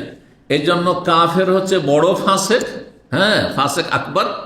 আর ছোট ফাসেক হচ্ছে বিভিন্ন পাপে যারা জড়িয়ে, হারাম খায়, হারাম জীবনযাপন করে, হারাম দেখে, হারাম শোনে, অথবা হারাম উপার্জন করে, অথবা ফরজ আদায় করে না, বেনামাজি, বেরোজাদার, ফরজ বেহায়া, বেপর্দা, এরা ফাসেক। মদখোর, হ্যাঁ, ফাসেক। আল্লাহ এবং রসুলের নাফরমানি করলে তাকে কি বলা হয়? ফাসেক বলা হয়। ফাসেক দুই ভাগে, বড় ফাসেক হচ্ছে কাফেরা, ইন্নাল্লাহ লা ইয়াহদিল কওমাল ফাসিকিন। আর ছোট ফাসেক হচ্ছে মুসলিম সমাজের যারা কাবিরা গুনাহে লিপ্ত আর তওবা করে না, ফরজ ওয়াজিব ত্যাগ করে, হ্যাঁ, কম করে, অথবা হারাম নাজায়েজে লিপ্ত থাকে। যে যতটা বেশি পাপে জড়বে ততটা ফাসেক, ততটা সে আল্লাহ রসুলের আনুগত্য থেকে বেরিয়ে আছে। তাই ইঁদুরকে ফাসেক কেন বলেন নবী সাল্লাল্লাহু আলাইহি ওয়াসাল্লাম? সীমা লঙ্ঘন করে, এ বেরিয়ে আছে, মানে অস্বাভাবিক কাজ করে ফেলে। একটু ছোট একটা জীব, প্রাণী, কিন্তু গোটা বাড়িকে জ্বালিয়ে দিতে পারে, সর্বনাশ করে দিতে পারে। সেই জন্য ফয়াসেকা বলেছে রব্বামা জাররাতিল ফাতিলা, কখনো কখনো যে ফিতাটি থাকে, ওই প্রদীপের ফিতাটি, সেটিকে টেনে নেই, ফাহারাকা তাহরাল বাইত, তারপরে বাড়িওয়ালাদের সবকে জ্বালিয়ে দেয়, গোটা বাড়িঘর সবকে জ্বালিয়ে দিতে পারে। এই জন্য তোমরা রাত্রিবেলা প্রদীপকে তোমরা জ্বালিয়ে রাখবে না, নিভিয়ে দেবে। 50 নম্বর অধ্যায় বলছে বাবু গালকিল আবুবিল্লাহ, এই অধ্যায় হচ্ছে রাত্রিবেলা দরজাগুলি বন্ধ করা। দেখলেন ইমাম বুখারী, তাহলে তিনি বুঝছেন হাদিস, এই নয় যে দিনের বেলা দরজা বন্ধ রাখতে হবে। কিন্তু যে দেশে যে ট্রেডিশন, প্রথা, সেটা ভিন্ন বিষয়। আরব দেশে আসলটা কি? দরজা খোলা থাকে না বন্ধ? দিন হোক আর রাত হোক, বাড়িতে কেউ থাক আর না থাক, দরজা কি থাকে? সাধারণত বন্ধই থাকে। কিন্তু আমাদের দেশে এর বিপরীত থাকবে। আসল হচ্ছে দরজা, বাড়িতে দেখবেন আমাদের দেশে ধরেন 5 ভাই একসাথে বাস করে, অথবা আপনার ছেলে মেয়ে ও বেটি নিয়ে বাস করছেন, সমস্ত দরজাগুলি কিন্তু খোলা আছে, এটা হচ্ছে স্বাভাবিক। যখন হয়তো নির্জনে স্বামী স্ত্রী যাবে, তখন দরজাটা দিল বন্ধ করে, ঠিক না? কিন্তু এই দেশে সবসময় দরজা বন্ধ থাকে। এর একটি কারণ এটাও হইতে পারে যে এই দেশে যেহেতু প্রায় রুমে এসি থাকে, আর এসি চললে দরজা বন্ধ করতেই হবে। হ্যাঁ, জানি না আজকে থেকে 50-60 বছর আগে যখন অভাবের যুগ ছিল, এদের এসি ছিল না, তখন কি অবস্থা ছিল, তখন এখানকার মানুষরা বলতে পারবে। কিন্তু মানুষ ট্র্যাডিশনের মোতাবেক, দেখেন, মানুষ কোনো জায়গায় দীর্ঘদিন বসবাস করলে এর বিপরীতটা যেন আজব লাগে। সত্যি, আমি নিজের কথা বলছি। এখানে দরজা বন্ধ রেখে রেখে রেখে এমন একটা অভ্যাস হয়ে গেছে, দেশে গেলে করে কি, ওই আমি আছি রুমে, ওর নাতিগুলো দরজাটা খুলে রেখে চলে গেল, বিরক্তিকর লাগে আমাকে। এমন একটা অভ্যাস হয়ে গেছে, মগজে বসে গেছে, আমি রুমে আছি, তারপরে দরজা, অথচ এমন কোনো পার্সোনাল বিষয় নেই। আসল হচ্ছে মানে মন মস্তিষ্ক তৈরি হয়ে গেছে কেমন, যে দরজা ভিতরে থাকলে বন্ধ রেখে দিতে হবে। এখানে দেশ থেকে নতুন লোকেরা ভিজিটে আসে, আসার পরে ওই দেশের মতো করে, রুমে ঢুকে দরজা খুলে রেখে দিল। এটা আর একটা বিরক্তিকর লাগে, কারণ ওর খুলে রাখা অভ্যাস দেখেছি আমি, দরজা খুলে রেখে দিল, যেন দরজা বন্ধ করেন। জি, তো রাত্রিবেলা বিশেষ করে দরজা বন্ধ করতেই হবে, কারণ মানুষ দুশ্মনও রয়েছে, জিন শয়তান দুশ্মনও রয়েছে, চোর ডাকাতও রয়েছে, আর হিংস্র পশু রয়েছে। জি, 6296 নম্বর হাদিস জাবের রাদিয়াল্লাহু তাআলা আনহু বলেন, রাসূলুল্লাহ বলেছেন, আতফিউল মাসাবিহা বিল্লাইল, রাত্রিবেলা তোমরা প্রদীপ নিভিয়ে দেবে। এজা রাকাতুম, যখন ঘুমাবে, তাহলে জেগে থাকা অবস্থায় প্রদীপ জ্বালিয়ে রাখার কোনো অসুবিধা নেই। ওয়া আগলিকুল আবওয়া, দরজাগুলি বন্ধ করে দিবে। কখন বন্ধ করবে? জরুরি নয় যে মাগরিব হইলে। আচ্ছা, এই হাদিসকে অনেক ভুল বুঝেছে। হ্যাঁ, এক গ্রুপে আমাকে প্রশ্ন করছে যে সূর্য নাকি ডুবার সাথে সাথে দরজা সব বন্ধ করে দিতে হবে আর জানালা বন্ধ করে দিতে হবে। মানে এটা কোথায় পেল রে ভাই? আমি তো এতদিনের মধ্যে মাসলা পাইনি। পরে চিন্তা করলাম যে এই হাদিস কি বুঝেছে, যে রাত লাগলে, মানে সূর্য ডুবতে গেলেই কি করে তাড়াতাড়ি করে সব দরজা বন্ধ করো, সব জানালা বন্ধ করো। না, এটা উদ্দেশ্য না। যখন ঘুমিয়ে যাবে, এজা রাকাতুম, দেখলেন না, যখন ঘুমাবে তখন জানালে দিয়ে কোনো দুশ্মন ক্ষতি করে দিতে পারে। দেখেন আমাদের দেশে এইরকম কিন্তু অ্যাক্সিডেন্ট ঘটে, দুশ্মন বাইরে থেকে জানালা দিয়ে অ্যাসিড দিয়ে মানুষকে মেরে ফেলেছে, প্রাণনাশের চেষ্টা করেছে, কখনো বেঁচে গেছে, কিন্তু একেবারে তার চেহারা, আমি দেখেছি এরকম লোককে যে তার গোটা শরীর মুখমণ্ডল একেবারে বিকৃত করেছে, এত সুন্দর মানুষকে জানালা দিয়ে অ্যাসিড ছুঁড়ে। এরকম তো সব মেলা আছে। সুতরাং জানালা খুলে ঘুমাবেন না আপনি, যেখানে ঝুঁকিপূর্ণ আছে। তারপরে জিন শয়তান অনিষ্ট তো আছেই, কিন্তু জেগে থাকা অবস্থায় অসুবিধা নেই যে সূর্য ডুবলে আপনার জানালা সব বন্ধ করে দিতে ফটাফট, আর তারপরে দরজা বন্ধ করে দিতে হবে কারণ জিন শয়তান ঢুকে যাবে না। এটা ভুল কথা, এটা ভুল ব্যাখ্যা এই হাদিসের। ওয়াউকিউল আসকিয়াতা, আর পানপত্র যেগুলি, আসকিয়া বিশেষ করে সেকাউন মানে মশক, আমাদের দেশে একসময় কলসে পানি রাখা হইতো, সেটা কি করবে, বাঁধন দেওয়ার কথা বলা হয়েছে। বাঁধন তার কলসে দেওয়া হয় না, কলসের মুখটাকে পানি থাকলে ঢেকে দিতে হবে, কিন্তু যদি মশক হয় তাহলে মশকের মুখটা বেঁধে দিতে হবে, কারণ বেঁধে না দিলে সাপ ঢুকে যেতে পারে। আপনি লোটা ঘটিতে পানি রেখেছেন উজু করার জন্য ফজর, আমাদের সে একসময় এরকম হইতো যে রাত্রিবেলা পানি রেখে দিয়েছে, বালতিতে পানি রেখে দিয়েছেন আর খোলা পানি রেখেছেন, আর সাপ এসে আপনার বালতিতে ঢুকে গেছে, আর আপনি রাতে অন্ধকারে আপনি গিয়ে ওতে হাত দিয়ে উজু করা শুরু করেছেন, সাপে দংশন করে নিল। এই জন্য ঢেকে রাখতে হবে। জি। তারপরে অনেক সময় অনেক জীবাণু আছে, সেগুলি পড়ে রাত্রিবেলা, বালা মুসিবত নাজল হয়, অনেক কথাই আছে, বালা মুসিবত নাজল হয়। আপনার খোলা খাবার, খেজুর রাখা আছে, আপনার অন্য কোনো খাবার রাখা আছে, আর সেই খাবার খোলা আছে, ডাল আছে, ভাত আছে, আর খোলা আছে, হতে পারে বালা মুসিবত সেই দিনে কোনো রোগ নাজেল হচ্ছে আসমান থেকে, আর সেই খাবার খেলেন আর সেই রোগে আক্রান্ত হয়ে গেলেন। জি, হাদিস প্রমাণ করে গেলেন। জি, এই দিকটাও খেয়াল রাখতে হবে। ও খাম্মেরু তোয়াম অসারাব, আর খাদ্য এবং পানীয় তোমরা ঢেকে রাখবে, খাবার দাবার কোনো যে খোলা রাখবে না। আমি আমার বাসাতে যখনই দেখেছি যে খাবার রাখা আছে, তরকারি রাখা আছে ঢাকেন, খেজুরটা রাখা আছে ঢাকেন, ওটা কেন বলছে এক্ষুনি করছে না, এক্ষুনি সাথে রাখবেন, নিয়মের সাথে সাথে ঢেকে রাখবে খাবার। যে কোনো সময় জীবাণু পড়তে পারে, কোনো বালা মুসিবত নাজল হইতে পারে, কোনো পোকামাকড় তাতে এমন কিছু আছে সে জীবাণু বহন করে নিয়ে এসে সেখানে বসে যেতে পারে, ক্ষতি করতে পারে। কাল হাম্মা বলছে আহসেবু কাল ওয়ালাউ বিউদিন ইয়ারজুহু, ঢাকার জন্য ঢাকনা যদি না পান, দেখছেন যে একটা পানি আছে আর কোনো ঢাকনাই খুঁজে পাচ্ছেন, একটা কাঠ নিয়ে আসেন, একটা তক্তা দিয়ে ঢেকে দেন। ওয়ালাউ বিউদিন, লাকড়ি, তক্তাও যদি হয়, ইয়ারজুহু, যেটা তার উপর আপনি রেখে দেবেন। জি। 51 নম্বর অধ্যায় বলছেন বাবুল খেতানে বাদাল কেবার। এই অধ্যায় হচ্ছে সাবালক হয়ে খাতনা করা। যদি আগে না হয়ে থাকে তাহলে সাবালক হয়ে গেলেও খাতনায় যেন বাধা না হয়, কারণ খাতনা না করলে দুনিয়ারও ক্ষতি, দিনেরও ক্ষতি। খাতনাবিহীন মানুষ যারা, তাদের দিনেরও ক্ষতি আছে, মানে ইমান ইসলামেরও ক্ষতি আছে, আর দুনিয়ার মানে স্বাস্থ্যগত ক্ষতি আছে। স্বাস্থ্যগত ক্ষতি কি?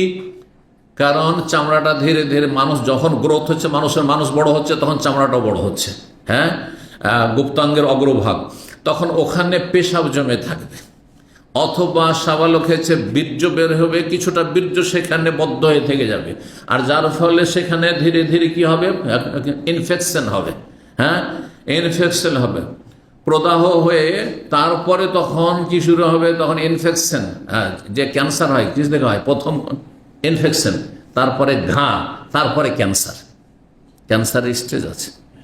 প্রথম লাল হয়ে গেল, যেটাকে প্রদাহ বাংলায় বলা হচ্ছে বা ইনফেকশন বলা হচ্ছে, আর তারপর সেখানে তখন ঘা হয়ে গেল, ক্ষত তার নাম হয়ে গেল, আর তারপরে ক্ষত এমন মারাত্মক হয়ে গেল যে সেটার নাম তখন ডাক্তার চেক করে বলছে যে আপনার ক্যান্সার পজিটিভ। বুঝতে পারছেন না? এই জন্য সতর্ক, সাবধান। তাহলে স্বাস্থ্যগত ফায়দা রয়েছে খাতনার, আর দিনের ফায়দা, আর খাতনা না করলে ক্ষতি, সেটা হচ্ছে আপনার পেশাব যখন বদ্ধ হয়ে থাকছে, আপনার মনি বদ্ধ হয়ে থাকছে, তো সেই জায়গাটা নাপাক হয়ে থেকে যাচ্ছে, নাপাক হয়ে থেকে যাচ্ছে।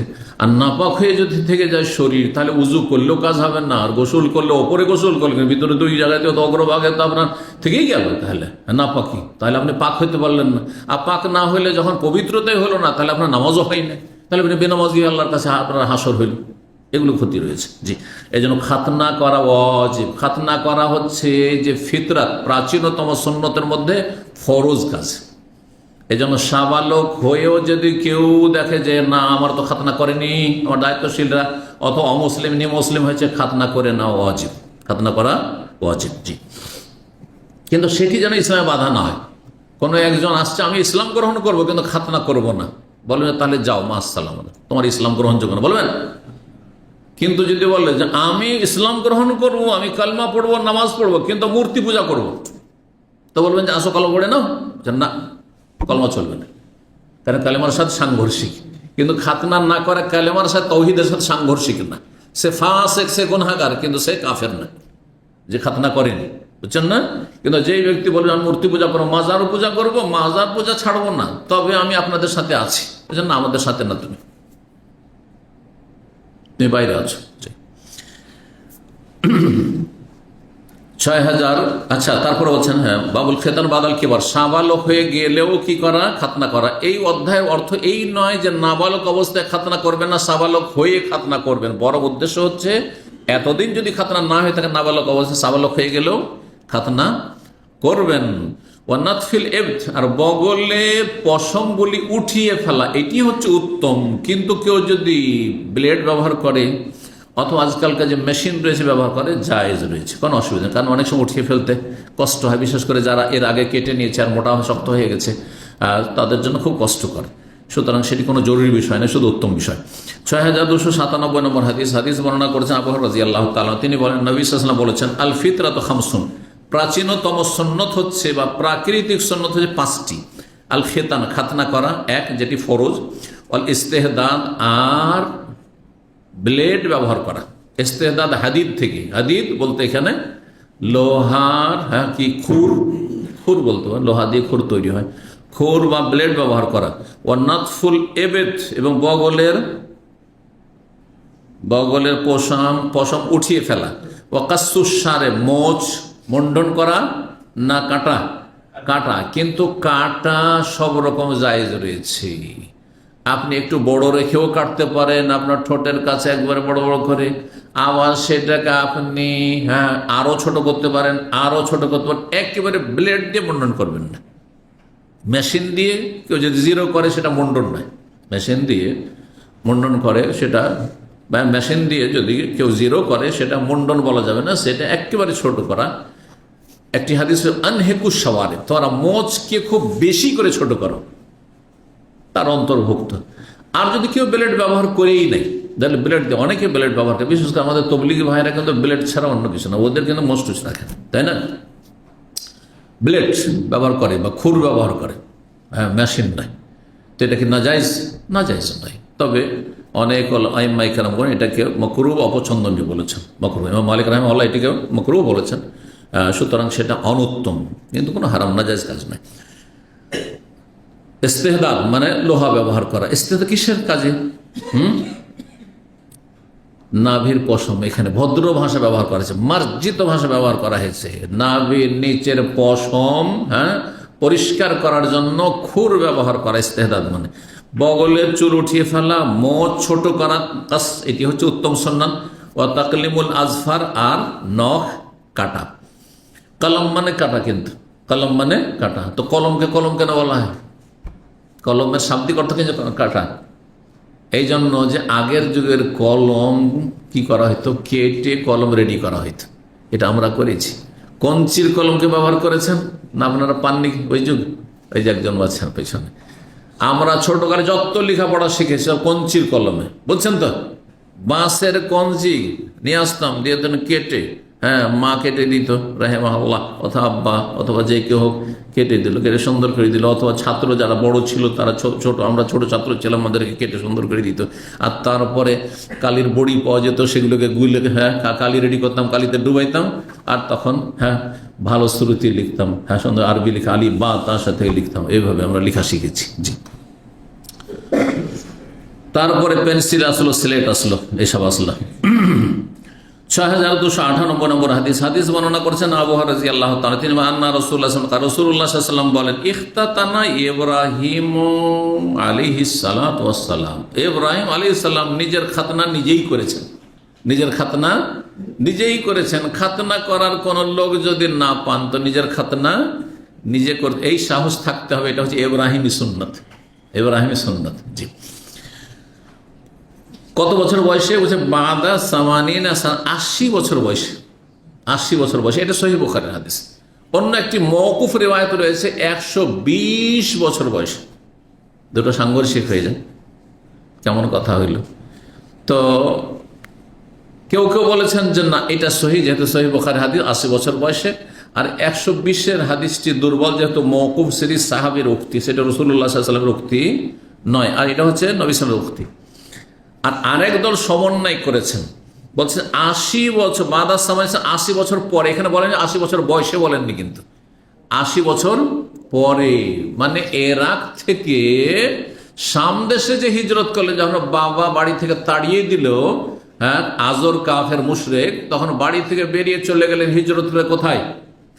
হ্যাঁ, শাম দেশে, ফিলিস্তিনে হিজরত করে চলে গেলেন। বৃহৎ শাম মানে প্যালেস্টাইনে হিজরত করে গেলেন। আর তারপর থেকে তো ইব্রাহিম আলাইহিস সালামের বংশ সমস্ত আপনার ফিলিস্তিনে। আর ইউসুফ আলাইহিস সালামকে বিক্রি করে দিয়ে তো তখন পৌঁছে গেলেন মেসরে। তারপরে ইউসুফ আলাইহিস সালাম, ইব্রাহিমের বংশ, ওখানে গিয়ে বাদশাহ হইলেন। এবার বুঝতে পেরেছেন? কিন্তু আসল জায়গা ইব্রাহিম আলাইহিস সালাম কোথায় ছিল?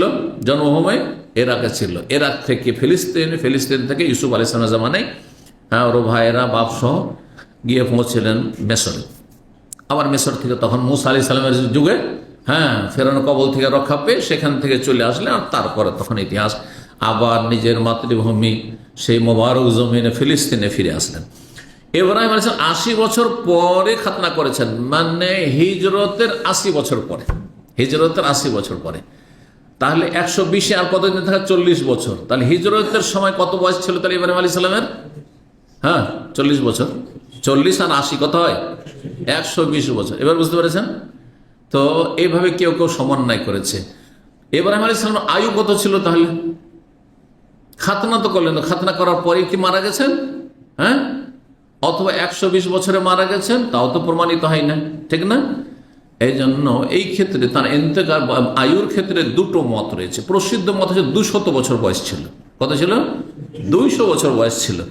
আর একটি মতে 175 বছর বয়স ছিল। 175 বছর বয়স ছিল। 200 বছর যদি হয় তাহলে খাতনার পরে কতদিন বেঁচেছেন? 120-এ যদি খাতনা হয় তারপরে আরো 80 বছর। বুঝতে পেরেছেন? আদম আলাইহিস সালামের যুগে, নূহ আলাইহিস সালামের যুগে 1200 বছর করে বয়স হইতো। কমতে কমতে কমতে বয়সও কমেছে, আর হাইটও কমেছে, আর শক্তিও কমেছে। কমতে কমতে কমতে কমতে কমতে আমরা এসে এখানে পৌঁছে 3.5 হাতে পৌঁছেছি। আর আয়ু ক্ষেত্রে 60-70 বছরে পৌঁছেছি, হ্যাঁ, গড় আমাদের। আর আমরা শক্তির ক্ষেত্রে এত দুর্বল আমরা হয়ে গেছি, হ্যাঁ, যে 30-এর পরে, 30-এর আগে অনেকে, কে সুগার, কেউ প্রেশার, কারো রোগের শেষ নাই। আর 40 হলে তো বুড়ো লাগছে দেখি, ঠিক না? জি, এই দুর্বল হয়ে গেছি।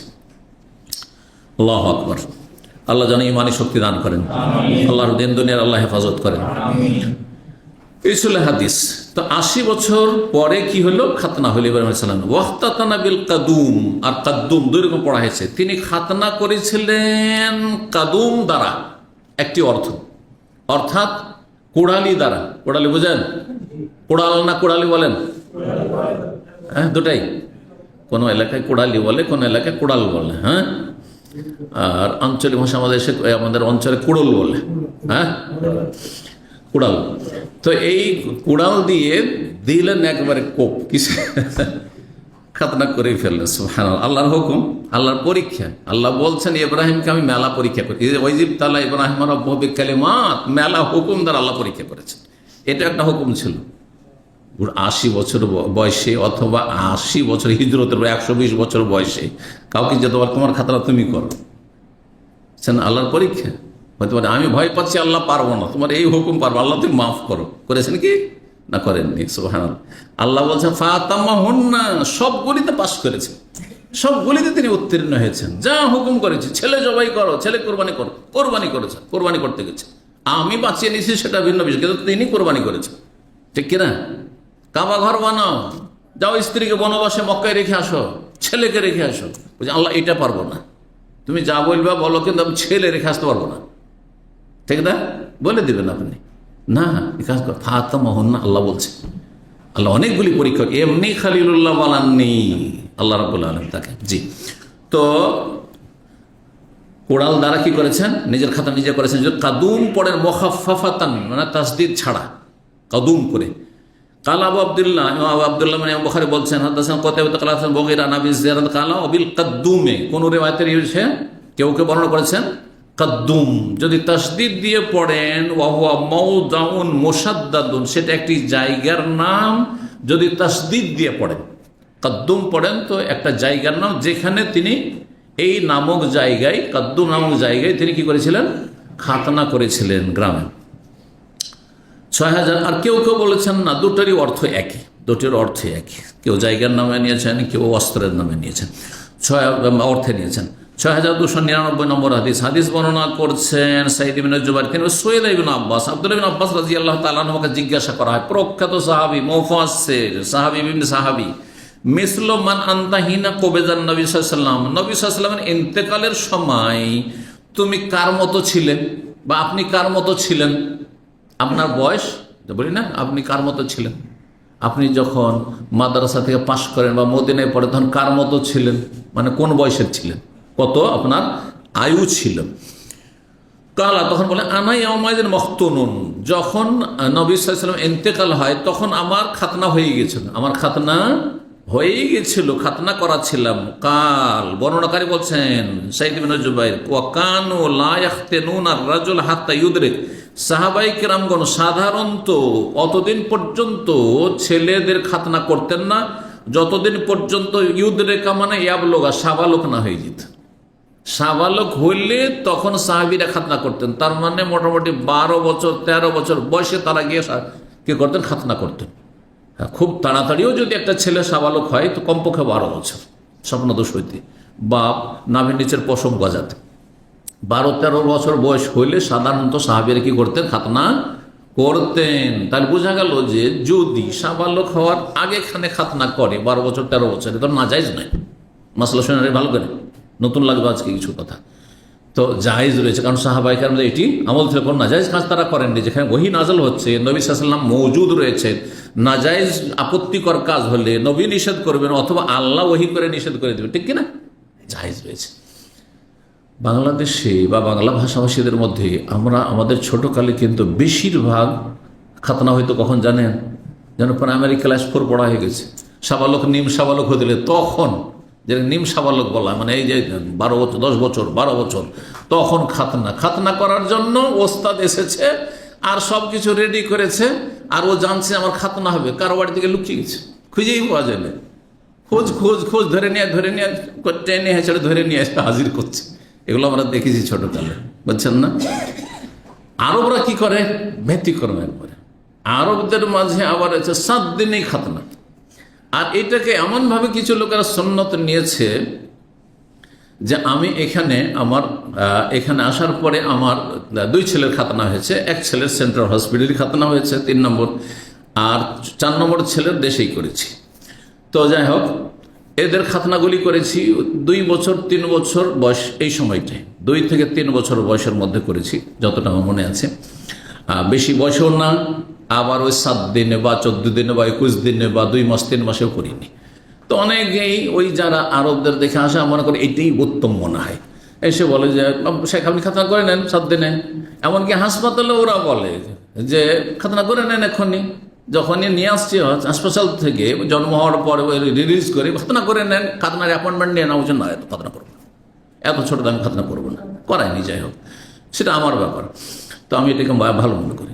এই জন্য যে 7 দিনে 14 দিনে খাতনা করতে হবে এটা কোনো শরীয়তের বিষয় না। আপনি পছন্দ করলে করে নিতে পারেন, যে এই সময়টা বাচ্চার কষ্ট কম হবে ভাবছেন হয়তো, কিন্তু অনেক সময় সেটা অনেক সময় কষ্ট বেশি, রক্তক্ষরণ হবে না, কিন্তু বাচ্চা বিরক্ত করতে পারে বেশি, হ্যাঁ হতে পারে।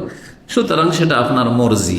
আপনি 7 দিন থেকে শুরু করে 10 বছর 12 বছর পর্যন্ত যে কোনো সময় খাতনা ছেলেদের করে নিতে পারেন, এক কথা। এটা হচ্ছে শরীয়তের বিধান। আল্লাহু তাআলা আলাম। তো সাহাবায়ে কেরামগণ সাবালক না হওয়া পর্যন্ত খাতনা করতেন না, মানে সাবালক হতে গেলে তখন খাতনা করতেন। নবী সাল্লাল্লাহু আলাইহি ওয়াসাল্লাম ইন্তেকালের সময় অলরেডি তার খাতনা হয়েছিল, তখন কত বয়স ছিল? হ্যাঁ, সিরাতুন নবীতে রয়েছে তার বয়স তখন 13 বছর ছিল। কারণ সেবে আবি তালিবে যখন অবরোধ করে রেখেছিল মক্কার কাফেররা, বয়কট করে নবী সাল্লাল্লাহু আলাইহি ওয়াসাল্লাম আর তার বংশকে, বানু হাশেমকে, হাশেম গোত্রকে, সেই সময় জন্ম হয় ইবনে আব্বাসের সেই ঘাঁটিতে, হ্যাঁ, আবু তালেবের ঘাঁটিতে। সেখানে অবরোধ অবস্থায় আপনার জন্ম হয়, বয়কট অবস্থায়। আর সেটা ছিল নবী সাল্লাল্লাহু হিজরতের 3 বছর পূর্বে। তা 3 বছর মক্কায় বয়স, আর এখানে এসে 10 বছর, 13 বছর। তাহলে 13 বছরের আগেই তার খাতনা হয়েছে, মানে মোটামুটি ধরে নিতে হয়েছে 12 বছরে হয়তো খাতনা আব্দুল্লাহ বিন আব্বাস রাদিয়াল্লাহু তাআলা আনহুর হয়েছে, কোনো অসুবিধা নেই। 6300 নম্বর হাদিস মনে করছেন আব্বাস রাদিয়াল্লাহু তাআলা, তিনি বলেন কবিজান নবী সাল্লাল্লাহু আনা খাতিনুন, নবী সাল্লাল্লাহু আলাইহি ওয়াসাল্লামের ইন্তেকালের সময় বা রূহ কবজের সময় আমি খাতনাকৃত ব্যক্তি ছিলাম। অলরেডি আমার খাতনা, মখতুন আর খাতিন একই অর্থ। 52 নম্বর অধ্যায় বলছেন কুল্লুল্লাহিন বাতিলিন ইযা শাগালাহু আন তাআতিল্লাহ,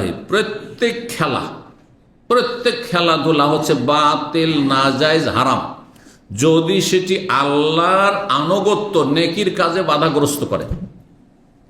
ক্রিকেট খেলতে খেলতে আপনার মাগরিব চলে গেল, এশা চলে গেল, কোন একটা অক্ত চলে গেল, বা জোহরে খেলা শুরু হইল, জোহর পর খেলা শুরু হইলো, আসর গেল, সূর্য ডুবে গেল, তাহলে খেলা হারাম, ক্রিকেট খেলা হারাম। যারা ভলিবলও খেলছেন বা আপনি ফুটবলও খেলছেন আর মাগরিবের নামাজ হচ্ছে আর এদিকে খেলা চলছে, ম্যাচ চলছে, এই খেলা হারাম। শরীর চর্চা আপনি করবে, এক্সারসাইজ করছেন, ব্যায়াম করছেন, অথবা 1 ঘন্টা আমি হাঁটবো বিনা বিরতিতে, আর সূর্য ডুবে গেল, মাগরিবটা পরে পড়ে নেবো, জামাত পরে, জাগা নামাজটা পরে পড়ে নেব, হ্যাঁ, আপনার এই শরীর চর্চা হারাম। এবার বুঝতে পেরেছেন? যে কোনো খেলা যদি আল্লাহর আনুগত্যের কাজে ফরজ অজয় বাধা দেয় অথবা গুনাহে লিপ্ত করে, তাহলে সেই খেলা হচ্ছে হারাম। তাহলে খেলার হুকুম এখন শুনিনি। খেলা দেখা একসময় পাগল ছিল মানুষ, আজকালও পাগল আছে ক্রিকেট খেলা দেখার, কিছু লোকের নেশা। ক্রিকেট খেলা দেখতে গিয়ে সারা রাত জাগলেন, আর জাগার পরে সকালে আর ডিউটি করতে পারলেন না ভালো করে, ঠকামি করে হারাম রুজি খেলেন, হ্যাঁ, কফিলের বেতন নিলেন, হারাম। তাহলে এই খেলা দেখা হারাম, এই খেলা দেখা হারাম। কিন্তু আধা ঘন্টা দেখলেন মাগরিব থেকে এসা, অথবা আসর পরে আধা ঘন্টা দেখলেন, মাঝে মধ্যে কখনো দেখলেন, হয়তো কিছুক্ষণ, নামাজের সময় নয়, হ্যাঁ, আর আল্লাহর হক নষ্ট করলেন না, এই খেলা দেখার কারণে মানুষের হক নষ্ট করলেন না। হ্যাঁ, একজন মৌলভী সাহেব আমার ছাত্র ছিলেন, আর আমার কলিগও ছিলেন, আমার ছাত্র আর তারপরে কলিগ হয়েছিল দেশে যখন পড়াইতাম। একই বিল্ডিংয়ে কোয়ার্টারে থাকতাম, আমি পরিবার নিয়ে, ও থাকতো পাশে। তো একদিন শুনতে পেলাম যে আমার ওই ছাত্র একই সাথে পড়ায়, ও খেলা দেখার এত নেশা ছিল ক্রিকেটের, আর তখন বাড়িতে ওই টিভি তো ছিল না, ওই শহরে খেলা দেখতে গেছে, এসা পরে আর ফজরে বাড়িতে এসেছে। তাহলে সারা রাত স্ত্রীর সাথে ঘুমায়নি, জানতে পারলাম যেহেতু ছাত্র। তাহলে বললাম কি আবার তুমি নাকি সারা রাত খেলা দেখো? যদিও সে শিক্ষক, কিন্তু ছাত্র হিসাবে এভাবে বললাম তুমি নাকি খেলা দেখো? বলছে হ্যাঁ শেখ, আসলে আমার একটা বদ অভ্যাস হয়ে গেছে, যেমন সিগারেট খোরেরা বলে, কি বলে, হ্যাঁ, কি করবো, বদ অভ্যাস হয়ে গেছে, হুজুর দোয়া করি, দোয়া দিয়ে কাজ হয়ে যাবে। তো বদ অভ্যাস হয়ে গেছে, একটু খেলার আমার নেশা আছে। আমি বললাম যে তুমি সারা রাত তোমার বউকে একা রেখে খেলা দেখলে এইটা হারাম কাজ, হারাম কাজ। কারণ আল্লাহর আনুগত্যের কাজ, নেকির কাজও তোমার বউর কাছে ঘুমানো রাত্রে, বোঝা গেছে না? এটা নয় যদি সারা রাত তুমি মোবাইল নিয়ে ঘুমাবে, তুমি সারা রাত তুমি গেম খেলবে, আর সারা রাত তুমি খেলা দেখবে, সারা রাত তুমি টিভির সামনে বসে থাকবে, মোটেই জায়েজ নয় ইত্যাদি। ওমান কাল আলী সাহেবী, কোনো ব্যক্তি যদি নিজের সঙ্গীকে বলে আসো ওকামের কা, তোমার সাথে জুয়া খেলি, কাউকে যদি জুয়া খেলতে কেউ ডাকে, তাহলে এর কাফারা হচ্ছে দান সাদকা করবে, দান সাদকা করবে যতটা পারে।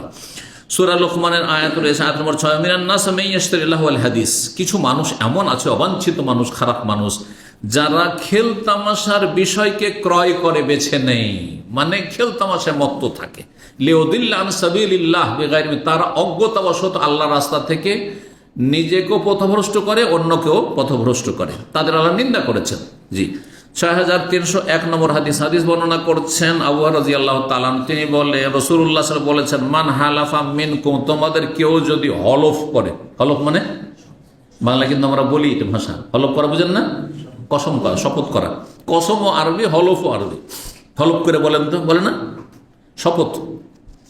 ফাকালা ফি হালিফিহি, তার শপথ যদি বলে বিল্লাতি ওয়াল উজ্জা, মানে লাত উজ্জার কসম, কেউ যদি বলে খাজা বাবার কসম, বড় পীরের শপথ করছি, শাহজালালের কসম করছি, তাহলে সে শিরকি কথা বলল।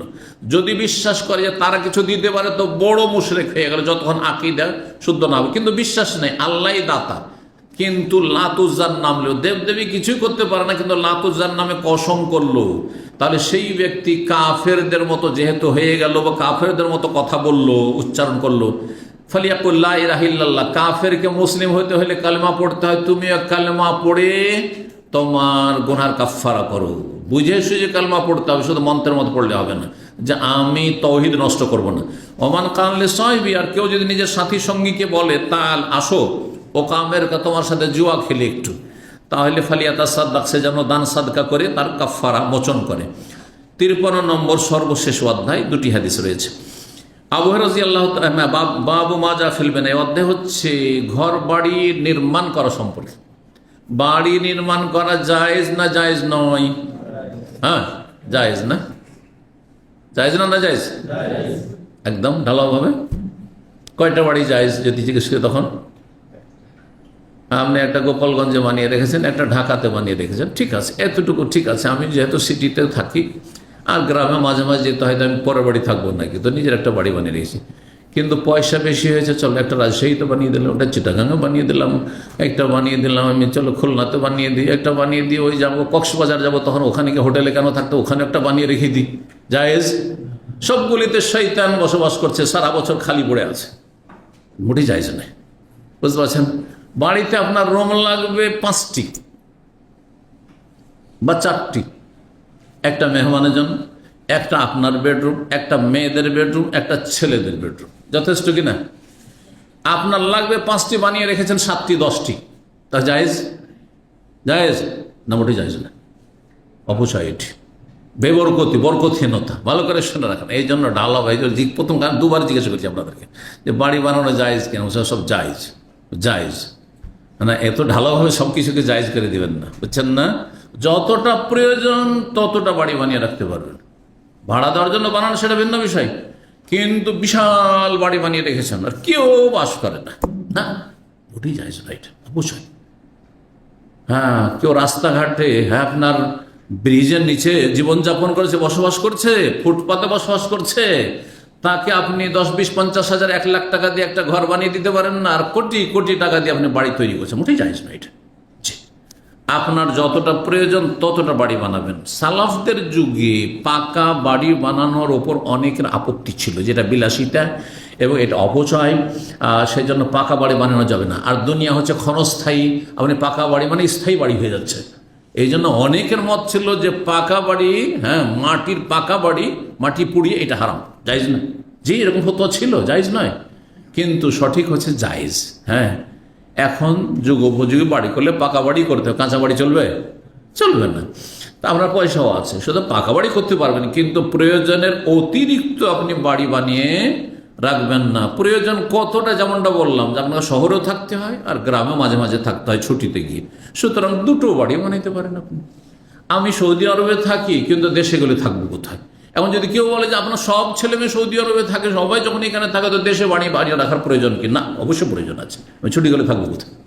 বুঝতে পারছেন না? সুতরাং দেশে একটা বাড়ি বানিয়ে রেখেছেন, জায়েজ রয়েছে, কিন্তু যতটা আপনার প্রয়োজন ততটা আপনি বাড়ি বানাবেন, তার অতিরিক্ত নয়। তবে ভাড়া দেওয়ার জন্য হলে কোনো অসুবিধা নেই, যেমনটা বললাম। আবু হুরায়রা রাদিয়াল্লাহু তাআলা বলছেন, নবী সাল্লাল্লাহু আলাইহি ওয়াসাল্লাম বলেন, মিন আশরাতিস সাআতি, কিয়ামতের লক্ষণ সমূহের একটি লক্ষণ হচ্ছে কি? ইযা তাতাওয়ালা রুআতুল বাহমি ফিল বুনিয়ান, যখন গবাদি পশু, বাহম বলা হয় ছাগল আর মেষ, ভেড়া ভেড়ি, ভেড়া বুঝেন তো, মেষ বুঝেন, ভেড়া বুঝেন না? জি, মেষ যেগুলো ভেড়া বলা হয়, মেষ এবং ছাগল, মেষ ছাগলের রাখাল, রোয়াত রাইর বছর, রাখালরা যখন, হ্যাঁ, বাড়ি নির্মাণের ক্ষেত্রে প্রতিযোগিতা করবে। এক সময় যারা বকরি চড়া রাখাল ছিল, বকরি ছাড়া তাদের রোজগার ছিল না, হ্যাঁ, বকরির পাল নিয়ে মরুভূমিতে চলাফেরা করতো, তারা বিশাল বিশাল টাওয়ার আর বিশাল বিশাল ভিল্লা বানাবার ক্ষেত্রে কম্পিটিশন করছে। ওই সে এত টাকা খরচ করে বলছে, আমি এত টাকা খরচ করে বানাবো। এটা কিয়ামতের আলামত, এটা কিয়ামতের আলামত। জি, এই জন্য প্রতিযোগিতা যেন না হয়, অহংকার না থাকে। বাড়ি আছে আলহামদুলিল্লাহ, বাস করার মতো আমার পুরাতন বাড়ি আছে না, এরকম মানে চল ভাঙ এটাকে আবার নতুন করে বানায়, এর চেয়ে ভালো বাড়ি বানায়, এটা জায়েজ নয়। অ্যাক্সিডেন্ট লোকেরা গাড়ির ক্ষেত্রে কম্পিটিশন করছে, অ্যাক্সিডেন্ট লোকেরা মোবাইলের ক্ষেত্রে, আরে অমুক মোবাইল নিয়েছে লেটেস্ট, আচ্ছা ওর চেয়ে লেটেস্ট আমি নিয়ে আসবো, এগুলো জায়েজ নয়, এগুলি মোটেই জায়েজ না, বড় আপত্তি করে এগুলি পচায়। বিলাসিতা। 6302 নম্বর হাদিস, হাদিস বর্ণনা করছেন আব্দুল্লাহ বিন ওমর রাদিয়াল্লাহু তাআলা, তিনি বলেন রাআইতুনি মা'আন নবী, আমি নবী সাল্লাল্লাহু আলাইহি ওয়াসাল্লামের সাথে আমি নিজেকে দেখেছি। বানাইতু বিয়াদি বাইতান ইউকান্নিনুনি মিনাল মাতার, আমি আমার জন্য একটা ক্ষুদ্র একটা এমন বাড়ি তৈরি করেছি নিজ হাতে, নিজের হাতে বাড়ি তৈরি করেছেন। ইউকান্নিন, এমন ছোট বাড়ি যেটি আমাকে বৃষ্টি থেকে আড়াল করে, রক্ষা করে, যাতে বৃষ্টিতে ভিজে না যায় আমি আমার পরিবার, সেজন্য এরকম বাড়ি তৈরি করেছি। মানে সর্বনিম্ন কোনো রকম একটা ছোট্ট বাড়ি তৈরি করেছে নিজ হাতে। আমরা নিজ হাতে বাড়ি তৈরি করেছি, জি। আব্বার সাথে মাটির দেয়াল বাড়ি একসময় তৈরি করেছি আমরা নিজে, জি। বানাই তো, এই যে ইবনে ওমর রাদিয়াল্লাহু তাআলা সুন্নাত, তিনি বলছেন বানাই তো বেয়াদি বাইতার ইউকারমিল মাতার ওয়া ইউযিল্লুনি মিনাশ শামস, আর যাতে করে রৌদ্র থেকে আমাকে ছায়া করে, বাড়িটা আমাকে রৌদ্র থেকে রক্ষা করে, ছায়া করে। মা আ'নানি আলী আহাদুন মিন খালকি, আল্লাহর সৃষ্টির কেউ আমাকে সাহায্য করে, একাই আমি নিজের বাড়ি তৈরি করেছি বসবাস করার জন্য। 6303 নম্বর হাদিস, হাদিস বর্ণনা করছেন ইবনে ওমর রাদিয়াল্লাহু তাআলা, তিনি বলেন ওয়াল্লাহি, আল্লাহর কসম করেছে, মা ওয়াদাতু লাবেনাতান আলা লাবেনাতিন, আমি একটি ইটের ওপর আরেকটি ইট রাখিনি। লাবেনা বলে কাঁচা ইটকে, পোড়াবার আগে যে শুকনো ইট, এটাকে লাবেনা বলা হয়। এক ইটের উপর আর একটি ইট রেখে আমি বাড়ি গাঁথিনি, গাঁথা বলে না, হ্যাঁ গাঁথা। ওয়ালা গারাস্তু নাখলাতান, আর আমি কোন একটি খেজুরের গাছও রোপণ করিনি। মনোযোগ কবেজান নবী সাল্লাল্লাহু আলাইহি ওয়াসাল্লামের ইন্তেকালের পরে, নবী সাল্লাল্লাহু ইন্তেকালের পরে আমি দুনিয়া বিমুখ হয়ে গেছিলাম, আর আখিরাত মুখী হয়ে গেছি। আমি নিজের বাড়িও তৈরি করিনি, আর একটি গাছও রোপণ করিনি যে আমি খেজুর এই গাছটি রোপণ করে আর খেজুর খাবো না, এইসব দুনিয়াদারি কিচ্ছু করিনি। আমি আখিরাতের কাজে নিজেকে নিয়োজিত রেখেছি। সুফিয়ান বিন ওয়াইনা বনে ফাযাকারতু লিবাযি আহলিহি, আব্দুল্লাহ বিন ওমর রাদিয়াল্লাহু তাআলা পরিবারের কিছু সদস্যকে আমি একবার বললাম যে ওয়াল্লাহি লাকাদ, এই বিষয়টি বললাম যে হাদিসটি, যে ইবনে ওমর এই কথা বলেছেন যে আমি নবী সাল্লাল্লাহু ইন্তেকালের পরে একটি বাড়িও তৈরি করিনি, মানে একটা ইটের আর একটা ইট রাখিনি, আমি গাঁথিনি, আর কোনো একটি খেজুরের গাছও লাগাইনি। তখন তার পরিবারের কিছু সদস্যের সামনে এই বিষয়টি যখন উল্লেখ করলাম নিশ্চিত হওয়ার জন্য, তখন বললেন তিনি ওয়াল্লাহি লাকাদ বানা, আল্লাহর কসম করে বলেছেন, আমি তো জানি, আমরা তো তার পরিবারের লোক, তার হয়তো নাতি, হ্যাঁ, বা কেউ মানে নিজের পরিবারের, অবশ্যই নিঃসন্দেহে ইবনে ওমর নিজের বাড়ি তৈরি করেছেন। কালা সুফিয়ান কুলতু ফালা আল্লাহু কালা কাবলা ইয়াবনি, হতে পারে এই কথাটি বলেছেন তার বাড়ি নির্মাণের পূর্বে, বাড়ি নির্মাণ করেছেন আবার করেননি, দুই রকম কথা আসলো না ইবনে ওমর সম্পর্কে। তো বলা হয়েছে যে বাড়ি নির্মাণ করেছেন মানে তার যতটা প্রয়োজন, ওই যে হ্যাঁ রোদ থেকে বাঁচার জন্য আর বৃষ্টি থেকে বাঁচার জন্য, রোদ বৃষ্টিতে বাঁচার জন্য বাড়ি তৈরি করেছেন, এইটা ঠিক আছে। আর প্রয়োজনের অতিরিক্ত তিনি বাড়ি নির্মাণ করেননি, যেটি আপত্তিকর। এখনো কেউ যদি অপচয়ের জন্য ফালতু বাড়ি বানিয়ে রেখেছে অথচ কেউ বসবাস করছে না, সেটি আপত্তিকর এবং সেটি বিলাসিতা আর অপচয়। আল্লাহ যেন এই সব অপচয় থেকে বেঁচে থাকার তৌফিক দান করেন। এখানে আলহামদুলিল্লাহ আমাদের এই কিতাবুল ইস্তিজান অনুমতি চাওয়ার পর্ব শেষ হলো, আল্লাহ যেন কবুল করেন। আর এরপরে যে দুয়ার পর্ব রয়েছে আলহামদুলিল্লাহ আমরা রমজান মাসে সেটা আগে শেষ করে ফেলেছিলাম, আর তারপরে ইনশাআল্লাহ আগামী জুমা থেকে কিতাবুর রিকাক ইনশাআল্লাহ তাআলা মর্মস্পর্শী হাদিসগুলি নিয়ে আলোচনা হবে, অত্যন্ত গুরুত্বপূর্ণ হাদিস। আল্লাহ রাব্বুল আলামিন যেন তৌফিক দান করেন এবং বাকি জীবন আল্লাহ যেন বরকত দান করেন। আল্লাহ আপনাদেরকে ভালো রাখেন, সমস্ত বালা মুসিবত থেকে আল্লাহ হেফাজতে রাখেন, রুজিতে আল্লাহ বরকত দান করেন, সুস্থ রাখেন, হেফাজতে রাখেন। রব্বানা আতিনা ফিদ দুনিয়া হাসানা ওয়া ফিল আখিরাতি হাসানা ওয়া কিনা আযাবান নার। ওয়া সাল্লাল্লাহু ওয়া সাল্লাম আলা নবিয়িনা মুহাম্মদ ওয়া আলা আলিহি ওয়া সাহবিহি আজমাইন।